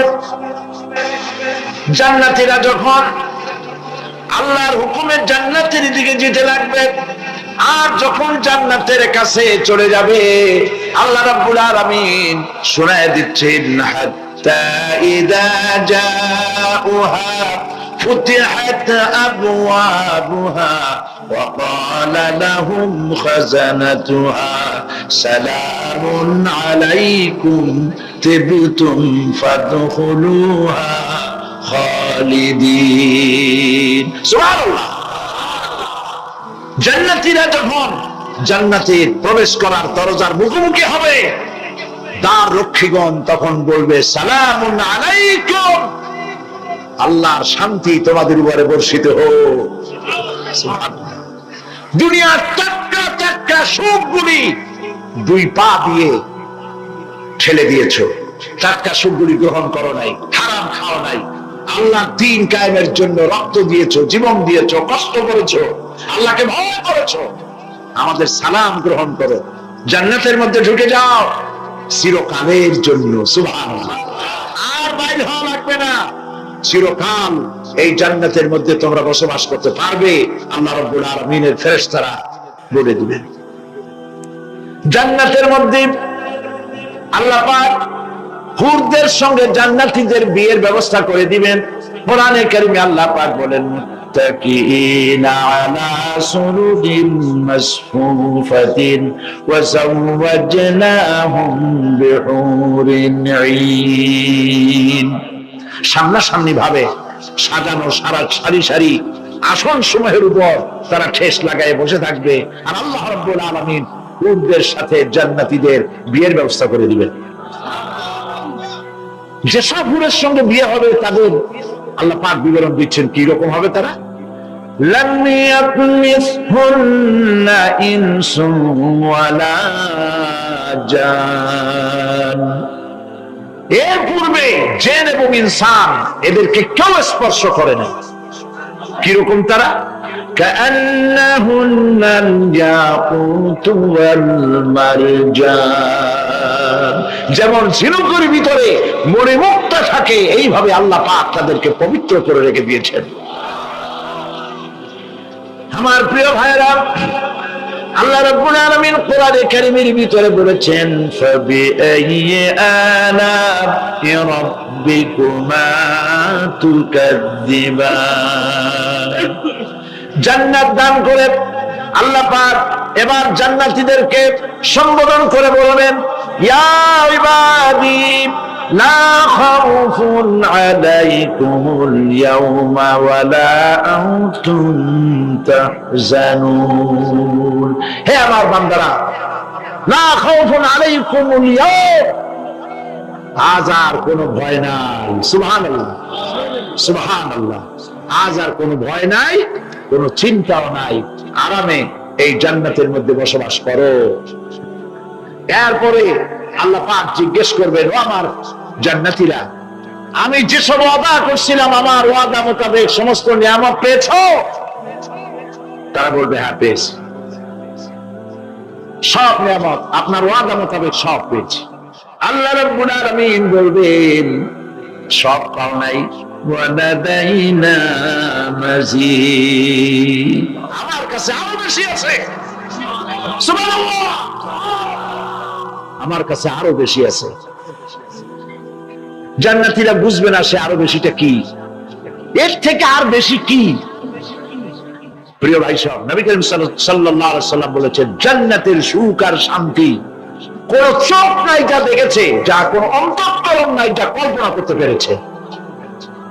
এই জান্নাত মুত্তাকিদের জন্য আল্লাহ রাখছেন। সুবহানাল্লাহ। জান্নাতীরা ভাবতেও পারবে না সেই নিয়ামতগুলি কি। প্রিয় ভাই সব,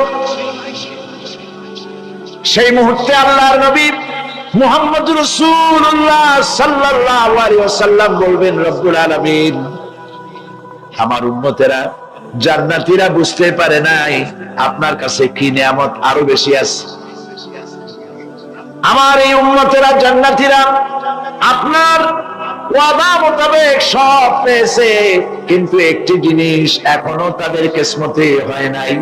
সেই জিনিসটা হলো যারা তার রবকে না দেখে শুধু কোরআন আর হাদিসের কথা শুনে আরবের ঘুম হারাম করে তাহাজ্জুদের নামাজ আদায় করেছিল, চোখের পানি ফেলেছিল, যারা জান্নাত দেখে নাই, জাহান্নাম দেখে নাই, আপনাকে ভয় করে যারা জীবন পরিচালনা করেছিল, যারা আপনাকে দেখে নাই, না দেখে শুধু কোরআন হাদিস বিশ্বাস করে যারা অকাতরে নিজেদের জীবন বিলায় দিয়েছিল, এই জান্নাতীরা এখন পর্যন্ত তার রবকে দেখতে পারে নাই।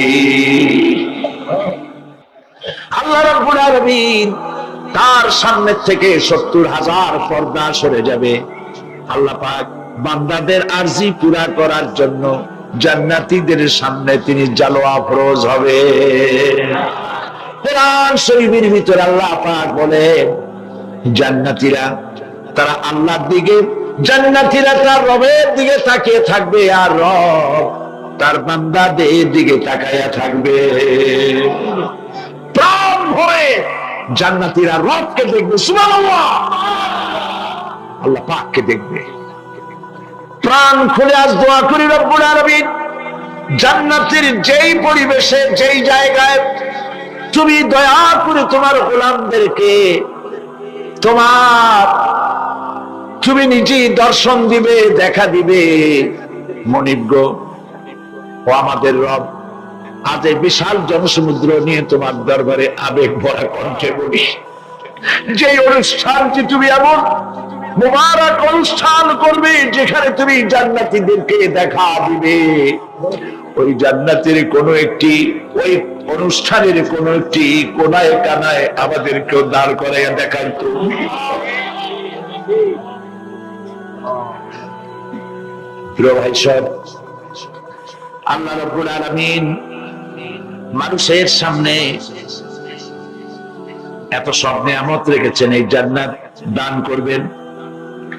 এরপরে আল্লাহ রাব্বুল আলামিন কোরআনে কারীমের মধ্যে বলেছেন, রব্বিস সামাওয়াতি ওয়াল আরদি ওয়া মা বাইনাহুমার রাহমানি লা ইয়ামলিকুনা মিনহু খিতাবা। এসব পুরস্কার রয়েছে তোমাদের সেই রবের পক্ষ থেকে যিনি আকাশ আর জমিনের মালিক। সুবহানাল্লাহ বলবেন না? যার সামনে কথা বলার ক্ষমতা কারো হবে না। এটি একটি মারাত্মক কথা। কিয়ামতের দিন আল্লাহর দরবারে কেউ কথা বলতে পারবে না আল্লাহর নির্দেশ ছাড়া। একটি আকীদা পরিষ্কার করে নিয়ে যান আপনাদের, সে আকীদাটা এভাবে পরিষ্কার করুন, কোন পীর সাহেব, কোন খাজা বাবা, কোন মাওলানা, কোন মুহাদ্দিস, কোন বুজুর্গ আপনাকে সুপারিশ করতে পারবে না যদি না আল্লাহ পাক তাকে কথা বলার তৌফিক না দেন। মনে থাকবে এটা? আয়াতুল কুরসির ভিতরে আমরা পড়ি, মান যাল্লাযী ইয়াশফাউ ইনদাহু ইল্লা বিইযনিহি। আল্লাহ পাক বলেছেন কিয়ামতের দিন আল্লাহর দরবারে কার সাহস আছে কথা বলতে পারে? মান যাল্লাযী ইয়াশফাউ ইনদাহু ইল্লা বিইযনিহি। আল্লাহর ওয়াদা ছাড়া, হুকুম ছাড়া আল্লাহর সামনে কথা বলা সেদিন কেউ থাকবে না। সুবহানাল্লাহ, কেউ কথা বলতে পারবে না। সুপারিশ করতে হবে আল্লাহ যারে বলেন তুমি করো, অমুকের জন্য করো, সেই ব্যক্তি শুধু তার জন্যই করতে পারবে, আর কেউ কথা বলতে পারবে না। সেই কঠিন হাসরের ময়দান, যেদিন শুধুমাত্র আল্লাহ পাক কথা বলবেন, আর যারে বলতে বলবেন সেই কেবলমাত্র বলতে পারবে। সুপারিশ এটি আল্লাহ পাক কিয়ামতে পারমিশন দিলে বলা যাবে। হযরত ইব্রাহিম আলাইহিস সালাম, হযরত ইব্রাহিম আলাইহিস সালাম কিয়ামতের দিন তার নিজের পিতা সম্পর্কে সুপারিশ করবেন, রব্বুল আলামিন আমার আব্বার জন্য সুপারিশ করতেছি, মেহেরবানি করে জাহান্নাম থেকে তারে আপনি রক্ষা করুন। আল্লাহ রব্বুল আলামিন বলবেন, ইব্রাহিম তোমার সুপারিশ মঞ্জুর হবে না। প্রিয় ভাই সব, একটু মাথা খাটান, চিন্তা করেন। জাতির পিতা কে? জাতির পিতা চিল্লায় বলুন, কলিজা সাফ করে ফেলুন। মুসলমানদের জাতির পিতা হাফিজ হাবি কেউ হতে পারে না।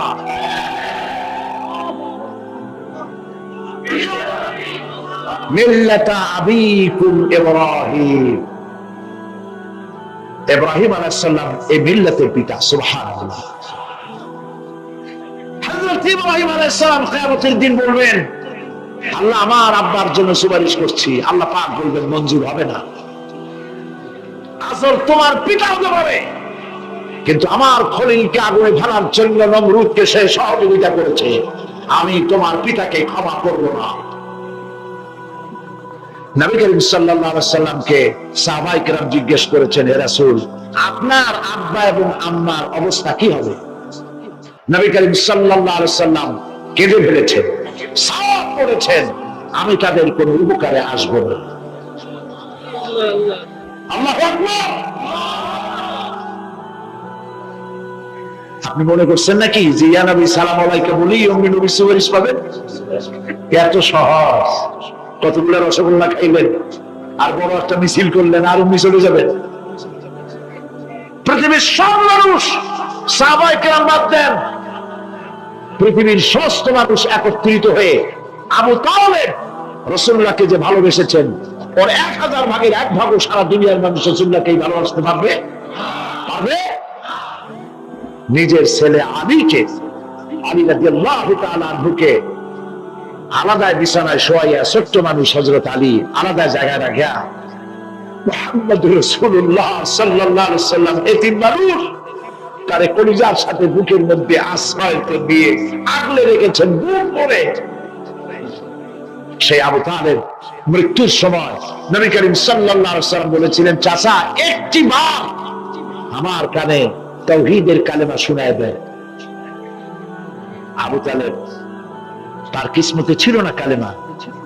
মরে যাওয়ার পর একজন সাহাবী বলেছিলেন, ইয়া রাসূলুল্লাহ, মৃত্যুর সময় আবু তালেবের মুখ আমি নড়তে দেখেছি, তিনি কালেমা পড়েছেন সম্ভবত। রাসূলুল্লাহ সাফ বলেছেন, আমি শুনি নাই। এত ভালোবাসার পরেও হাদিস শরীফে এসেছে আবু তালেব জাহান্নামে যাবে। কোথায় যাবে? জাহান্নামে। সবচাইতে কম আযাব হবে কার? আবু তালেবের। কম আযাবটা কি? হাদিস শরীফে এসেছে কম আযাব হলো জাহান্নামের আগুন দিয়ে এক জোড়া জুতা তৈরি করে আবু তালেবের পায়ে পরিয়ে দেওয়া হবে। সেই জাহান্নামের আগুনের তৈরি করা জুতার তাপে আবু তালেবের মাথার ঘিলুগুলো টকবক করে বউ পড়তে লাগবে। এত ভালোবেসে যদি কিয়ামতের উপায় না হয়, আপনি ইয়া নবী সালাম আলাইকা, ইয়া রাসূল সালাম আলাইকা, আর কতগুলো জিলাপি খাইলেন, বড় একটা মিছিল করলেন। প্রিয় ভাই সব, এইসব বেদাত ছাড়ুন, এগুলি সুস্পষ্ট বিদআত। রাসূলুল্লাহকে ভালোবাসবেন, সাহাবীরা যেভাবে ভালোবেসেছেন ওইভাবে ভালোবাসবেন। আল্লাহ রাব্বুল আলামিন বলেন, যালিকাল ইয়াউমুল হক ফামান শাআ ইত্তাখাযা ইলা রাব্বিহি মাআবা। এই দিনটি অবশ্যই আসবে, সেদিনটি নিশ্চিত ভাবে আসবে। আর এখন যার ইচ্ছা সে তার রবের দিকে অগ্রসর হোক। ইন্না আনজারনাকুম আযাবান করিবান ইয়াওমা ইয়ানজুরুল মার'উ মা কদ্দামাত ইয়াদাহু ওয়া ইয়াকুলুল কাফিরু ইয়া লাইতানি কুনতু তুরাবা। ইন্না আনজারনাকুম আযাবান করিবা, খুব নিকটবর্তী একটি আযাব সম্পর্কে আমি তোমাদেরকে সতর্ক করে দিলাম। কে বলতেছে? আল্লাহ পাক। লক্ষ্য করুন আল্লাহ কি বলছেন, খুব নিকটবর্তী একটি কঠিন শাস্তি, আযাব অর্থাৎ কিয়ামত, এ সম্পর্কে আমি তোমাদেরকে সতর্ক করে দিলাম। ইয়াউমা ইয়ানজুরুল মার'উ মা কদ্দামাত ইয়াদা, সেদিন প্রত্যেকটি লোক যা সে পাঠিয়ে দিয়েছিল এখানে, অর্থাৎ যা করেছিল সেগুলি সে দেখতে পাবে। আর তখন ওয়ায়াকুলুল কাফিরু ইয়া লাইতানি কুনতু তুরাবা। সেই কিয়ামতের ময়দানে অবস্থা দেখে কাফেররা বলবে, আরে মানুষ না হইয়া যদি মাটি হইয়া যেতাম, যদি মাটি হতাম, যদি মানুষ না হয়ে না জন্মতাম, আজ এই হাসরের ময়দানে এইখানে এই বিচারের মুখোমুখি হতাম না, মাটি হইলে বরং অনেক ভালো হতো। এই পৃথিবীতে আমরা এসেছি, চলে যাব, যাওয়ার আগে এই কোরআন একটি বিশাল জনগোষ্ঠী এমন বানাতে চেয়েছে যে জনগোষ্ঠী এই কোরআন দিয়ে একটি বিশাল সমাজ গড়বে, রাষ্ট্র গড়বে, এমন রাষ্ট্র গড়বে যেই রাষ্ট্রে দুঃখ থাকবে না, অশান্তি থাকবে না, যেখানে সুখ থাকবে, সমৃদ্ধি থাকবে, আর কিয়ামতের দিন আল্লাহর জান্নাতে তারা চলে যাবে। তেমন একটি সমাজকে আমরা চাই। সবাই বলেন সেরকম একটি সমাজকে আমরা চাই। প্রিয় ভাই সব, কিয়ামতের দিন আমরা যেতে চাই জান্নাতে। কোথায় যেতে চাই বলেন? জোরে বলেন। এই জান্নাতে যাওয়ার জন্য দুইটা কাজ করতে হবে। কয়টা কাজ? আল্লাহ রাব্বুল আলামিন বলেন, ফামান কানা ইয়ারজু লিকাআ রাব্বিহি ফালইয়ামাল আমালান সালিহান ওয়া লা ইউশরিক বিইবাদাতি রাব্বিহি আহাদা। আল্লাহ পাক বলেন, যে বাজারা আমার সঙ্গে দেখা করতে চায় কিয়ামতে, দুইটা কাজ করা লাগবে। বলেন কয়টা কাজ? একটা হলো নেক আমল। কি আমল বলেন? নেক আমল। নেক আমল কারে বলে? নেক আমল করতে হলে আবার দুইটা শর্ত লাগে। এক নম্বরে কাজটা করতে হবে আল্লাহরে খুশি করার জন্য। কারে খুশি করার জন্য? একটা মাদ্রাসা বানাইছি যাতে লোকেরা বলে যে বড় একটা মাদ্রাসা বানাইছে, এই জন্য মাদ্রাসা বানাবেন, মসজিদ বানাবেন, হসপিটাল বানাবেন, যা কিছু করেন নিয়ত হবে আল্লাহকে খুশি করা। নিয়ত হবে কারে খুশি করা? আল্লাহ পাককে খুশি করা। এই হলো নেক আমলের প্রথম শর্ত। কাজ হবে আল্লাহকে খুশি করার জন্য। দুই নম্বরে কাজটি হতে হবে সুন্নতে নববী সাল্লাল্লাহু আলাইহি ওয়াসাল্লামের উপরে। মনে রাখবে, দাঁড়িয়ে রাখবো। কেন রাখবো? রাসূলের সুন্নাত। রাখবো কারে খুশি করার জন্য? আল্লাহকে খুশি করার জন্য। রাখবো কার মতো? রবীন্দ্রনাথের মতো, কার্ল মার্কসের মতো, কবির মতো নয়। রাখতে হবে কার মতো? নবীর মতো। বুঝে নেন, কাজটা হতে হবে আল্লাহকে খুশি করার জন্য।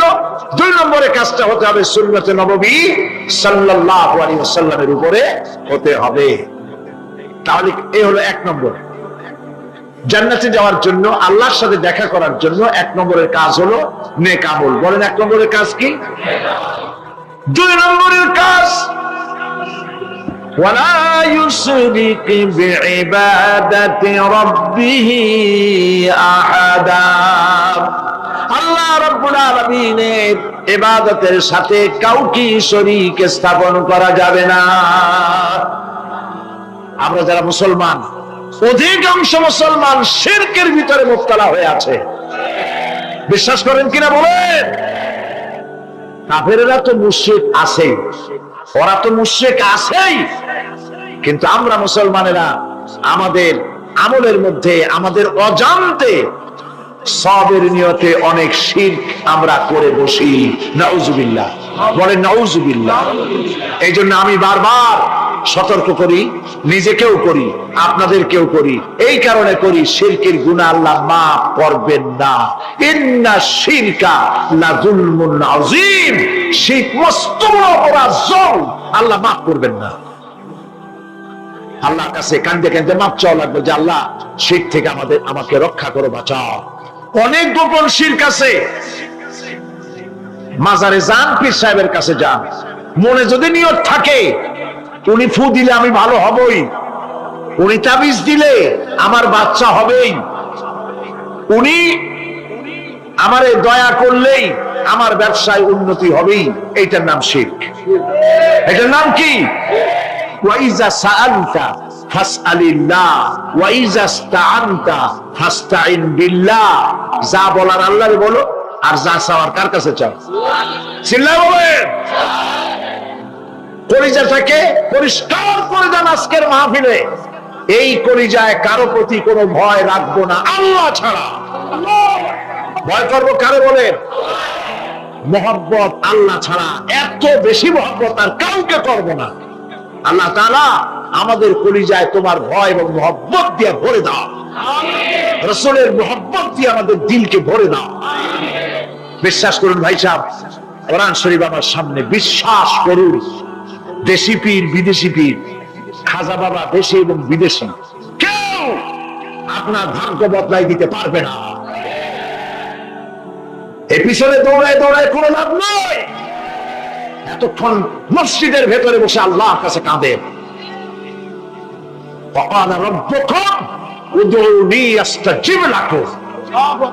তোমার রব বলেছে আমারে ডাকো, আমি ডাকের সাড়া দিয়ে দেব। সুবহানাল্লাহ। আর আল্লাহ বলেছেন আমার ইবাদতের সাথে কাউকে শরীক করবে না।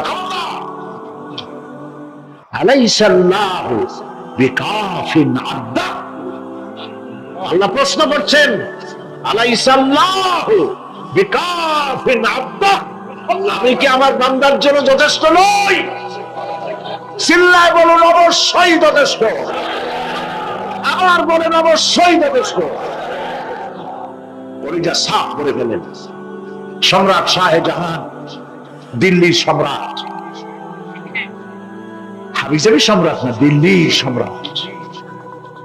এখন কোথায়? কবরের মধ্যে। কবি বলতেছেন শাহনে জাহাं को जिन्हें फकर से देते थे बाज, शाहने जहां को जिन्हें फकर से देते थे बाज, वाज कब्र में है सूरह अलहम्दु की मोहताज।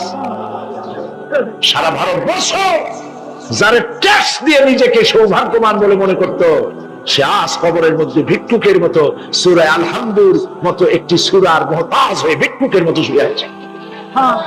সম্রাট শাহজাহান মসজিদে বসে আছে, এক ফকির ঘুরতেছে। লোকেরা কয় ছোটবেলা থেকেই তোমার খয়রাত করতে দেখলাম, ভিক্ষা কি জীবনেও যাবে না তোমার? লোকটি বলছে আমি ভিক্ষা করবো স্যার, আমার উপায়টা কি? এই লোকটি আমি ভিক্ষা করা স্যার করবো কি? লোকেরা তো আমার 4 টাকা 50 টাকা 100 টাকা দেয় না, 4 আনা 5 আনা 1 টাকা এই আমার দেয়, এই দিয়ে আমি বড় লোক হবো কেন? লোকটি বলছে আচ্ছা দেখো, তুমি তো জায়গা মতো যাইতে পারো না, বাদশার কাছে যাও, এমন দেওয়া দেবে জীবনে আর খয়রাত করা লাগবে না। তো বাদশার কাছে কি খয়রাতি যাইতে পারে কোনোদিন? হ্যাঁ এখন পারবো। কেমনে? সম্রাট শাহজাহান এখন একা একা মসজিদে আছেন। তখনকার এসব বাদশারা অনেকে নামাজি ছিলেন, দিনদার ছিলেন। ফকির দরজার কাছে দাঁড়াইয়া দেখতে পাচ্ছে কেউ নাই, দেহরক্ষীরা দূরে দূরে দাঁড়ানো। বাদশাহ মসজিদের ভেতরে বসে হাত তুলে ঝুলতেছে আর কাঁদতেছে, চোখের পানি দিয়া দাঁড়িয়ে ভিজে ভিজে পড়ছে। এই দৃশ্য অনেকক্ষণ দেখলো ফকির।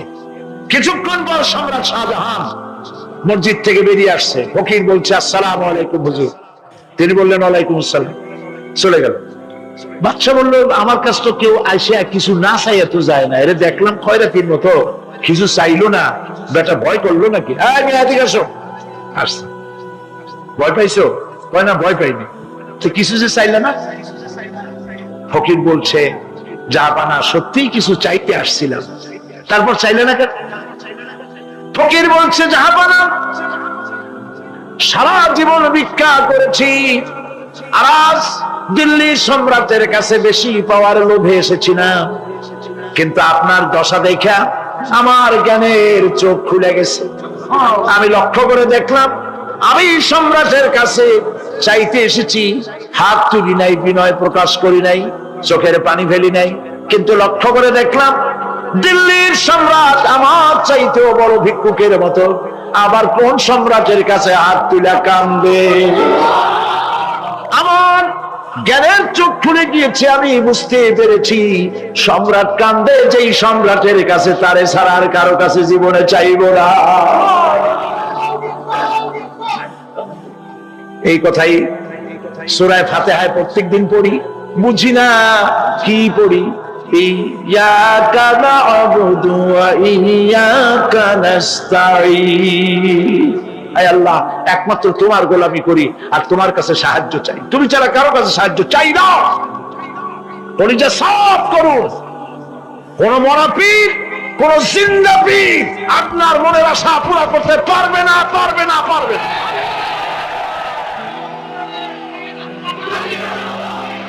আর আজ থেকে কোন মাজারে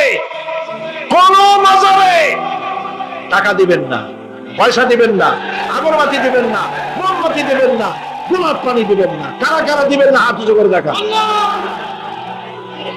সুবহানাল্লাহ, আলহামদুলিল্লাহ, লা ইলাহা ইল্লাল্লাহ।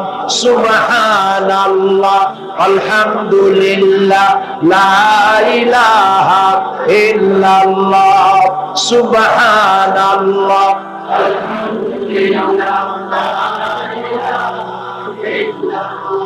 লা ইলাহা ইল্লাল্লাহ, মুহাম্মাদুর রাসূলুল্লাহ।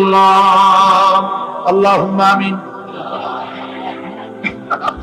রব্বানা যালামনা আনফুসানা ওয়া ইন লাম তাগফির লানা ওয়া তারহামনা লানাকুনান্না মিনাল খাসিরিন। রব্বুল আলামিন, তাম পৃথিবীর মাটির নিচে যত মুমিনাত শুয়ে আছে, আল্লাহ কবরগুলি কি জান্নাতের টুকরা বানায়া দাও। আয় আল্লাহ তাআলা, এই মুহূর্তে মনে পড়ে গেল আমাদের মা বাপের কথা।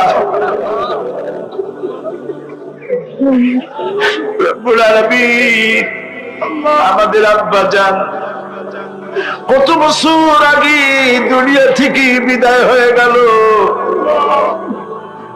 নাম ধরে আর কেউ ডাকে না। কত কষ্ট করেছে,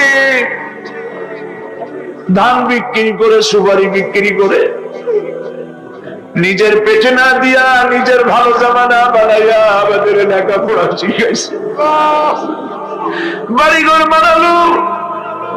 আর একদিন তোমার ডাকে সাড়া দিয়া চলে গেল। যুগের পরে যুগ চলে গেল, বাপের মুখ আর দেখি না। আল্লাহ তাআলা, আমাদের আব্বা জান যাদের দুনিয়া থেকে বিদায় হয়ে গেছে, খবরটাকে বেহেশত বানায়া দাও। তুমি সম্রাটের সম্রাট, তুমি রাজাধিরাজ, তোমার মহব্বত ছাড়া কোনো মহব্বত যেন কলিজায় থাকে না মাবুদ। তোমাকে ছাড়া কাউকে যেন ভয় করি না মাবুদ। সারা জীবন শিরক আর বিদআত থেকে আমাদের তুমি বাঁচাও। আল্লাহ, তোমার জাহান্নামকে আমরা ভয় পাই। আল্লাহুম্মা আজিরনা মিনান নার, আল্লাহুম্মা আজিরনা মিনান নার, আল্লাহুম্মা আজিরনা মিনান নার। রব্বানা তাকাব্বাল মিন্না ইন্নাকা আনতাস সামিউল আলিম ওয়া তুব আলাইনা ইন্নাকা আনতাত তাওয়াবুর রহিম। সুবহান রাব্বিকা রাব্বিল ইজ্জাতি আম্মা ইয়াসিফুন ওয়া সালামুন আলাল মুরসালিন والحمد لله رب العالمين واجعل آخر كلامنا عند الموت لا إله إلا الله محمد رسول الله। কিয়ামতের দিন আল্লাহ পাক তোমাদের সাথে কি ব্যবহার করবেন। এই আয়াত নাযিল হওয়ার পর আল্লাহর হাবিব তার মেয়েকে ডাকলেন, জামাইকে ডাকলেন, নাতিদেরকে ডাকলেন, আহলে বাইতদেরকে ডাকলেন, আর বললেন, ও আমার মেয়ে কলিজার টুকরা ফাতেমা গো, শোনো, কেবলমাত্র আয়াত নাযিল হয়ে গেল, আল্লাহ পাক আমাকে শুনাইছেন, কিয়ামতের দিন আমি জানি না আমার সঙ্গে কি ব্যবহার করা হবে, আর এও জানি না যে তোমাদের সাথে কি ব্যবহার করা হবে। ও আমার কলিজার টুকরা মেয়ে ফাতেমা, কিয়ামতের দিন মুহাম্মদ সাল্লাল্লাহু আলাইহি সাল্লামের মেয়ে, এই হিসাবে তোমার নাজাতের ফয়সালা হবে না।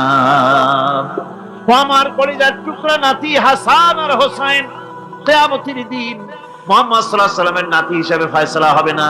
ও আমার জামাই হযরতে আলী, কিয়ামতের দিন আমার জামাই হিসাবে নাজাতের ফয়সালা হবে না।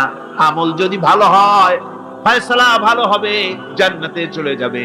আমল যদি খারাপ হয়, কার নাতি কার জামাই দেখা হবে না। সুবহানাল্লাহ। কঠিন কিয়ামতের মাঠ। এই পরকালের বিশ্বাস যদি কলিজার মধ্যে ঢোকে, মানুষ ভালো হয়ে যাবে। সুবহানাল্লাহ। আপনাদের দৃষ্টিতে পারবে। কথার জবাব যে দিলেন না। পুলিশে কি মানুষের চরিত্র ভালো বানাইতে পারবে? পুলিশের চরিত্র ভালো বানাবে কেটা? সেটাই তো কথা। মানুষের চরিত্র যাতে ভালো থাকে, মানুষের জন্য খারাপ কাম না করে, সেজন্য পুলিশ। পুলিশ যাতে খারাপ কাম না করে, সেজন্য আরো একটা ডিপার্টমেন্ট আছে না? তারা যাতে খারাপ কাজ না করে, সেজন্য আর একটা আছে। এন্টি করাপশনের আবার এন্টি করাপশন আছে, তার উপর আবার এন্টি করাপশন আছে। এন্টিটার অভাব নাই। সুতরাং পুলিশ দিয়া, বিডিআর দিয়া, আর্মি দিয়া মানুষের, দেশের, জাতির চরিত্র ভালো বানানো যায় না। রাসূলুল্লাহ এ দিয়ে বানান না, এটা ইসলামের নিয়ম নয়। পুলিশ দিয়া, আর্মি দিয়া দেশের মানুষের চরিত্র ভালো বানানো যায় না। চরিত্র ভালো বানানো যায় কেবলমাত্র পরকালের ভয় দিয়া। কি কিসের ভয় দিয়া? ওই যে মক্কার জীবনে ওই সমস্ত মানুষগুলি যারা চুরি করত, ডাকাতি করত, জেনা করত, বদমাশি করত, যারা শয়তানি করত, যারা মানুষকে খুন করত, এই মানুষগুলি এত ভালো হয়ে গেল, যারা চুরি ছেড়ে দিল, ডাকাতি ছেড়ে দিল, জেনা ব্যভিচার ছেড়ে দিল, এত ভালো হয়ে গেল, পৃথিবীর মধ্যে সেরা মানুষ তারা হয়ে গেলেন। জোরে বলেন সুবহানাল্লাহ। নবীর সাহাবীরা পৃথিবীর শ্রেষ্ঠ সন্তান, নবীর সাহাবীরা পৃথিবীর সেরা মানুষ, তাদের চাইতে সেরা মানুষ নবীদের পরে আর কেউ হতে পারে না। জোরে কোন সুবহানাল্লাহ। নবীর পরে পৃথিবীতে শ্রেষ্ঠ মানুষ কারা? সাহাবায়ে কেরাম রিদওয়ানুল্লাহ তাআলা আলাইহিম আজমাইন। ওনারা তো কুফরের মধ্যে ছিলেন, শিরকের মধ্যে ছিলেন, চুরি, ডাকাতি, জেনা, ব্যভিচার এমন কোন পাপ নাই যা করা হয়নি। তারপরে যখন আল্লাহর নবীর কাছ থেকে তাওহীদ, রিসালাত ও আখিরাতের দাওয়াত পেলেন, কি সোনার মানুষ এক একজন হয়ে গেলেন। সুবহানাল্লাহ। যারা ছিলেন নারীর সতীত্বের জম, তারা হয়ে গেলেন নারীর সতীত্বের পাহারাদার। যারা মানুষের মাল চুরি করত, ডাকাতি করত, তারা রাতভর মানুষের মালের পাহারা দিল, মানুষের রক্তের পাহারা দিল। সুবহানাল্লাহ বিহামদি। রক্ত ও সম্পদের পাহারা দিল। রাসূল বললেন, খায়রুল কুরুনে কারনি, সর্বশ্রেষ্ঠ যুগ তো আমার যুগ। বন্ধুগণ, এরপরে একটা জীবন আসবে ওই কিয়ামতের ময়দানে। এই পরকালের বিশ্বাসটা গুরুত্বপূর্ণ ব্যাপার। আমাদের সবকিছুর হিসাব দেওয়া লাগবে। আল্লাহ পাক বলেন, ইন্নাস সামআ ওয়াল বাসারা ওয়াল ফুআদা কুল্লু উলাইকা আনহু মাসউলা। নিঃসন্দেহে মানুষের শ্রবণ শক্তি, দর্শন শক্তি এবং তার অন্তঃকরণের কল্পনা সম্পর্কে আল্লাহ রাব্বুল আলামিনের কাছে জিজ্ঞাসিত হতে হবে। কান দিয়া কি করেছিলা, চোখ দিয়া কি করেছিলা, মুখ দিয়া কি করেছিলে, হাত দিয়ে কি করেছিলে, সবকিছুর জবাব আল্লাহ রাব্বুল আলামিনের কাছে দিতে হবে। সবটার জবাব দিতে হবে, কোনো কিছু বাদ যাবে না। এমনকি মনের ভিতরে যে কল্পনা আমরা করি, এই কল্পনার হিসাবও আল্লাহর দরবারে দিতে হবে। কোরআনে কারীম বলছেন, ওয়া ইন তুবদু মা ফি আনফুসিকুম আও তুখফুহু ইউহাসিবকুম বিহিল্লাহ। মনের ভিতরে তুমি যেটা কল্পনা করো, সেটা প্রকাশ করো, অথবা তুমি গোপন রাখো, যাই তুমি করো না কেন, আল্লাহ রাব্বুল আলামিন এর হিসাবও তোমার কাছে নেবেন। ফায়াগফিরু লিমান ইয়াশাউ ওয়া ইউআযযিবু মান ইয়াশাউ ওয়াল্লাহু আলা কুল্লি শাইইন কাদির। মহান আল্লাহ পাক বলেন, করার পর তোমার মনের ভিতরে কি কল্পনা করেছিলে, ওইটার হিসাব আমি নেব। হিসাব নেওয়ার পর যারে খুশি ক্ষমা করে দেব, যাকে খুশি শাস্তি প্রদান করব। সবকিছুর উপরে আল্লাহ রাব্বুল আলামিন শক্তিমান, সব তিনি করতে পারেন, সমস্ত কুদরত রয়েছে তার। সুতরাং মানুষদেরকে, আল্লাহর বান্দাদেরকে বিশ্বাস করতে হবে যে আমার কোনো কথা বাদ যাবে না। কথাগুলি রেকর্ড হচ্ছে, কথা রেকর্ড হচ্ছে। আমি যে ওয়াজ করতেছি, এই কথাগুলি রেকর্ড হচ্ছে নাকি হচ্ছে না?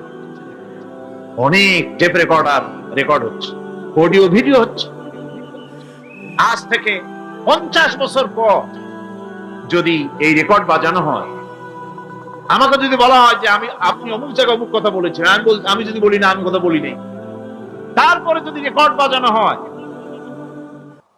তাহলে আমি কথা যে বলি নাই যদি বলি, তাহলে এটা ধরা পড়বে না? সেখানে ধরা পড়বে না? তাহলে এই মানুষের কথা প্লাস্টিকের ফিতায় রেকর্ড করে 50 বছর, 100 বছর, 200 বছর, 500 বছর যদি প্লাস্টিকের ফিতায় এটাকে চলচ্চিত্র করে অথবা টেপ রেকর্ডারে করে যদি ধরে রাখা যায়, এই বুদ্ধিটা কে দিলেন কত দেখি? সবাই কন্যা এই বুদ্ধিটা দিলেন কে? যে আল্লাহ রাব্বুল আলামিন মানুষের মাথায় বুদ্ধি দিলেন, যার দ্বারা সে মানুষের কথাবার্তা অ্যাক্টিভিটি সব ধরে রাখতে পারে। সেই আল্লাহ রাব্বুল আলামিন বুঝি আপনার আমার কথা এবং আপনার আমার অ্যাক্টিভিটিস কে তিনি বুঝি ধরে রাখতে পারবেন না কিয়ামত পর্যন্ত? পারবেন কিনা? সেজন্য রব্বুল আলামিন বলেন, মা ইয়ালফিযু মিন কাওলিন ইল্লা লাদাইহি রাকীবুন আতীদ। সমস্ত কথা রেকর্ড হচ্ছে। সুবহানাল্লাহ কোন জোরে! সমস্ত কথা রেকর্ড হচ্ছে, একটা কথাও বাদ যাবে না। মুখ আছে বলেই কথা বলবেন তা না, হিসাব করে কথা বলতে হবে। গীবত গাওয়া যাবে না, মিথ্যা কথা বলা যাবে না, মিথ্যা ওয়াদা করা যাবে না। মিথ্যা ওয়াদার তো মৌসুম এসে গেছে। কি কোন বোঝেন কথা? হ্যাঁ, মিথ্যা ওয়াদার মৌসুম এসে গেছে। এখন মৌসুমে বাহার, মিথ্যা বলার। কত সুন্দর সুন্দর ওয়াদা, সোনা দিয়া রাস্তা বানায় দেব। অভুক্ত মানুষদের বলা হয় না খেয়ে মরবেন না, কিন্তু কি খেয়ে মরবে তাও কয়। আমরা যদি যাইতে পারি তাহলে মটকির মতো রসগোল্লা বানাই, গরুর গাড়ির চাকার মতো জিলাপি বানাই, খাইতে গিয়ে হা করে শীত হয়ে থাকে। কত রঙিন রঙিন কথা। মিথ্যা ওয়াদার সময় এসেছে। ভাইরা আমার, পরকাল যদি বিশ্বাস করে সেই ব্যক্তি কিছুতেই মুখ আছে বলেই যা খুশি বলবে না, পরনিন্দা করবে না, পরচর্চা করবে না, হাত আছে বলেই যা তা লিখবে না। ঘটনা হইল একটা, লিখলো আর একটা। কলম একটা আছে বলেই যা খুশি তা লেখা যায় না, মুখ আছে বলেই যা খুশি তা বলা যায় না, চোখ আছে বলেই যা খুশি তা দেখা যায় না। গরু খাওয়া জায়েজ করা হয়েছে বলে গরুর লেজ থেকে মাথা পর্যন্ত পাইকারি দরে সব খাওয়া যায় না। গরু খাওয়া হারাম না হালাল? হালাল। পাইকারি দরে লেজ থেকে মাথা পর্যন্ত সব খাওয়া হালাল না। ওর মধ্যে আল্লাহ কিছু হারাম রেখে দিয়েছে, সেগুলোকে বাইসে খাইতে হবে। আল্লাহ দেখতে চান পাইকারি দরে জমের খাওয়া খাও না আমার হারাম গুলি বাদ দিয়ে খাও, নিষেধ করা গুলি বাদ দিয়ে খাও। মুখ আছে বলেই যা খুশি তা বলা যাবে না, কান আছে বলেই যা খুশি তা শোনা যাবে না, চোখ আছে বলেই যা খুশি তা দেখা যাবে না, হাত পা আছে বলেই যা খুশি তা করা যাবে না।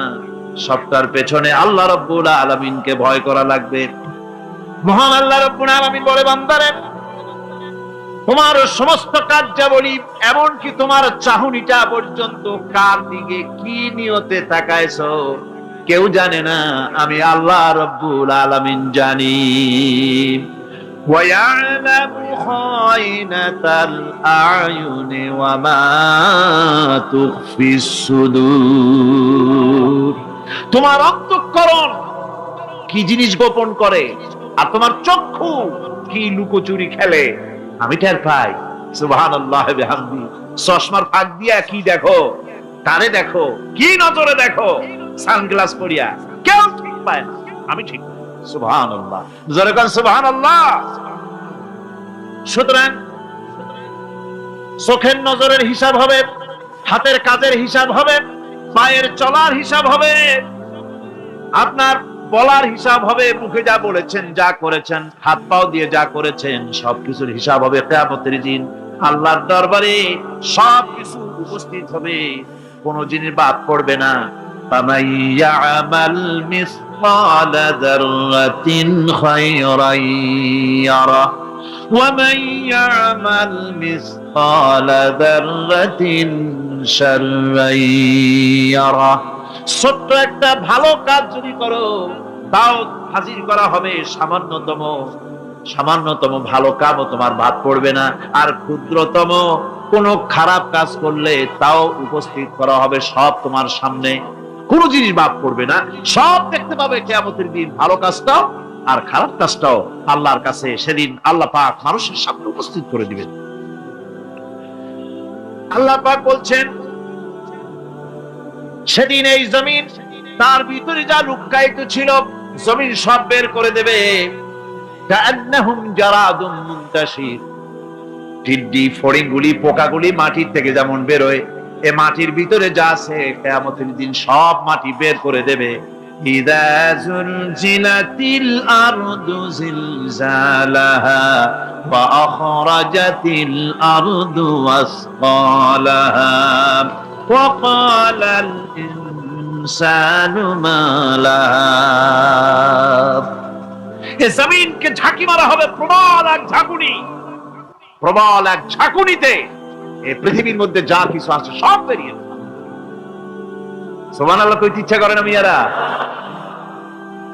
এক ঝাঁকুনিতে পৃথিবী সব বের করে দেবে। মানুষ হয়রান হয়ে বলবে কি হয়েছে, এ মাটির হলোটা কি? আমার বন্ধুগণ, মানুষ হয়রান হয়ে গিয়ে বলবে মাটির কি হলো? আল্লাহ রাব্বুল আলামিন বলেন ইয়াউমাইদিন তুহাদ্দিসু আখবারাহা বিআন্না রাব্বাকা আওহালাহা। জমিনের উপরে যা ঘটেছে জমিন তা সব বের করে দেবে, সব প্রকাশ করে দেবে। আর এটা এই জন্য হবে যেহেতু তার রবের হুকুম হয়েছে, তার রব হুকুম করেছে বের করে দে। জমিনের ভিতরে আছে যা সব বেরিয়ে যাবে, আকাশ ভেঙে পড়বে, পাহাড় উড়ে যাবে, জমিনের ভিতরে যা আছে সব উপরে চলে আসবে। পৃথিবীতে সব শেষ, কিচ্ছু নাই, আকাশ নাই, পাহাড় নাই, সমুদ্র নাই, সব একাকার, চন্দ্র নাই, সূর্য নাই, তারকা নাই, গ্যালাক্সি নাই, মহাশূন্য, সব শেষ। আল্লাহ রাব্বুল আলামিন সমস্ত ফেরেশতাদেরকে শেষ করে দিবেন, সকলের মওত হয়ে যাবে, কেউ আর থাকবে না। এমনকি হযরতে আজরাইল মালাকুল মউত তিনিও থাকবেন না, সব আল্লাহ রাব্বুল আলামিন মৃত্যু করে দিবেন। এরপরে আল্লাহ রাব্বুল আলামিন একা তিনি বলবেন ইয়া দুনিয়া, ইয়া দুনিয়া আইনা আনহারুকি, এ পৃথিবী তোর সেই সমুদ্রগুলো কোথায়, নদীগুলি কোথায়? ইয়া দুনিয়া আইনা আশজারুকি, হে দুনিয়া তোমার গাছগুলি কোথায়? এত বন বনানি, এত গাছ ছিল। ইয়া দুনিয়া আইনা জিবালুকি, হে পৃথিবী তোর জমিনে যত পাহাড় ছিল পাহাড়গুলি কই? যত স্বৈরাচার ছিল জমিনের উপরে, যারা স্বৈরাচারী মনোবৃত্তি নিয়ে মানুষ ধ্বংস করেছে, দেশ ধ্বংস করেছে, মায়ের বুক খালি করেছে, ওই স্বৈরাচারগুলি কই? কোনো জবাব নাই। আল্লাহ পাক এর পরে বলবেন লিমানিল মুলকুল ইয়াউম, কার রাজত্ব? আজকে রাজত্বটা কার? আল্লাহ তিনবার আওয়াজ দিবেন, আজকে রাজত্ব কার? আল্লাহ পাক যখন তিনবার করে ডাক দিবেন, কোনো জবাব নাই, কোনো জবাব নাই। কে জবাব দেবে? আল্লাহ রাব্বুল আলামিনের সামনে কার ক্ষমতা আছে কথা বলার? কেউ তো নাই, সব শেষ। আল্লাহ পাক বলবেন লিল্লাহিল ওয়াহিদুল কাহ্হার, একমাত্র পরাক্রমশালী আল্লাহ রাব্বুল আলামিনের রাজত্ব আছে। সেই হাসরের মাঠে আমাদের সকলকে উপস্থিত হয়ে যেতে হবে। কেউ আমরা এখান থেকে বাঁচতে পারবো না, সবাইকে উত্তর। অপরাধীরা সেখানে অসহায় হয়ে যাবে, অপরাধীরা অসহায় হয়ে যাবে। আল্লাহ পাক বলেন ফাইযা জাআতিস সাখাতু ইয়াওমা ইয়াফিরুল মারউ মিন আখিহি ওয়া উম্মিহি ওয়া আবিহি ওয়া সাহিবাতিহি ওয়া বানিহি, অবশেষে যখন কান ফাটানো আওয়াজ আসবে, এই আওয়াজ সেদিন মানুষ নিজের মা বাপ ভাই বোন সব থেকে বিচ্ছিন্ন হয়ে যাবে, সব একের থেকে আরেকজন পালায় যাবে, হারায় যাবে, কেউ কাউকে আর খুঁজে পাবে না। সেদিন ওই কিয়ামতের মাঠে বিভীষিকাময় দৃশ্য, মানুষ হয়রান হয়ে যাবে। মাথার এক হাত অথবা অর্ধমাইল অথবা এক বিগত এতটুকুন উপরে ওই প্রকাণ্ড সূর্যটার তাপ আসবে, গুনাহগারের মাথার চান্দি ফেটে গিয়া মগজগুলি গলে গলে নাক কান দিয়ে বেয়ে পড়তে লাগবে। জিহ্বাটা কুকুরের মতো ঝুলে নাভি স্থল পর্যন্ত পড়ে যাবে। মাটিটা সূর্যের উত্তাপে তামার মতো গরম হয়ে যাবে। সারা হাসর জুড়ে আওয়াজ হবে, পানি পানি পানি। মানুষেরা হয়রান হয়ে যাবে। সে হাসরের ময়দানে এই চরম কষ্টের ভিতরে আল্লাহ রাব্বুল আলামিন বলেন, সেদিন দুটো ভাগ হয়ে যাবে। একদল মানুষের চেহারা আলোয় ঝলমল হয়ে যাবে, আর একদল মানুষের চেহারাগুলি কালো হয়ে যাবে। উজুহু ইয়াউমাইদিন মুসফিরাতুন দাহিকাতুন মুস্তাবশিরা ওয়া উজুহু ইয়াউমাইদিন আলাইহা গাবারা। আল্লাহ পাক বলেন, এক শ্রেণীর মানুষের চেহারা হাস্যোজ্জ্বল ঝলমলে হয়ে যাবে, আর এক শ্রেণীর মানুষের চেহারাগুলি কালো হয়ে যাবে। তারহাকুহা কাতারা উলাইকা হুমুল কাফারাতুল ফাজারা।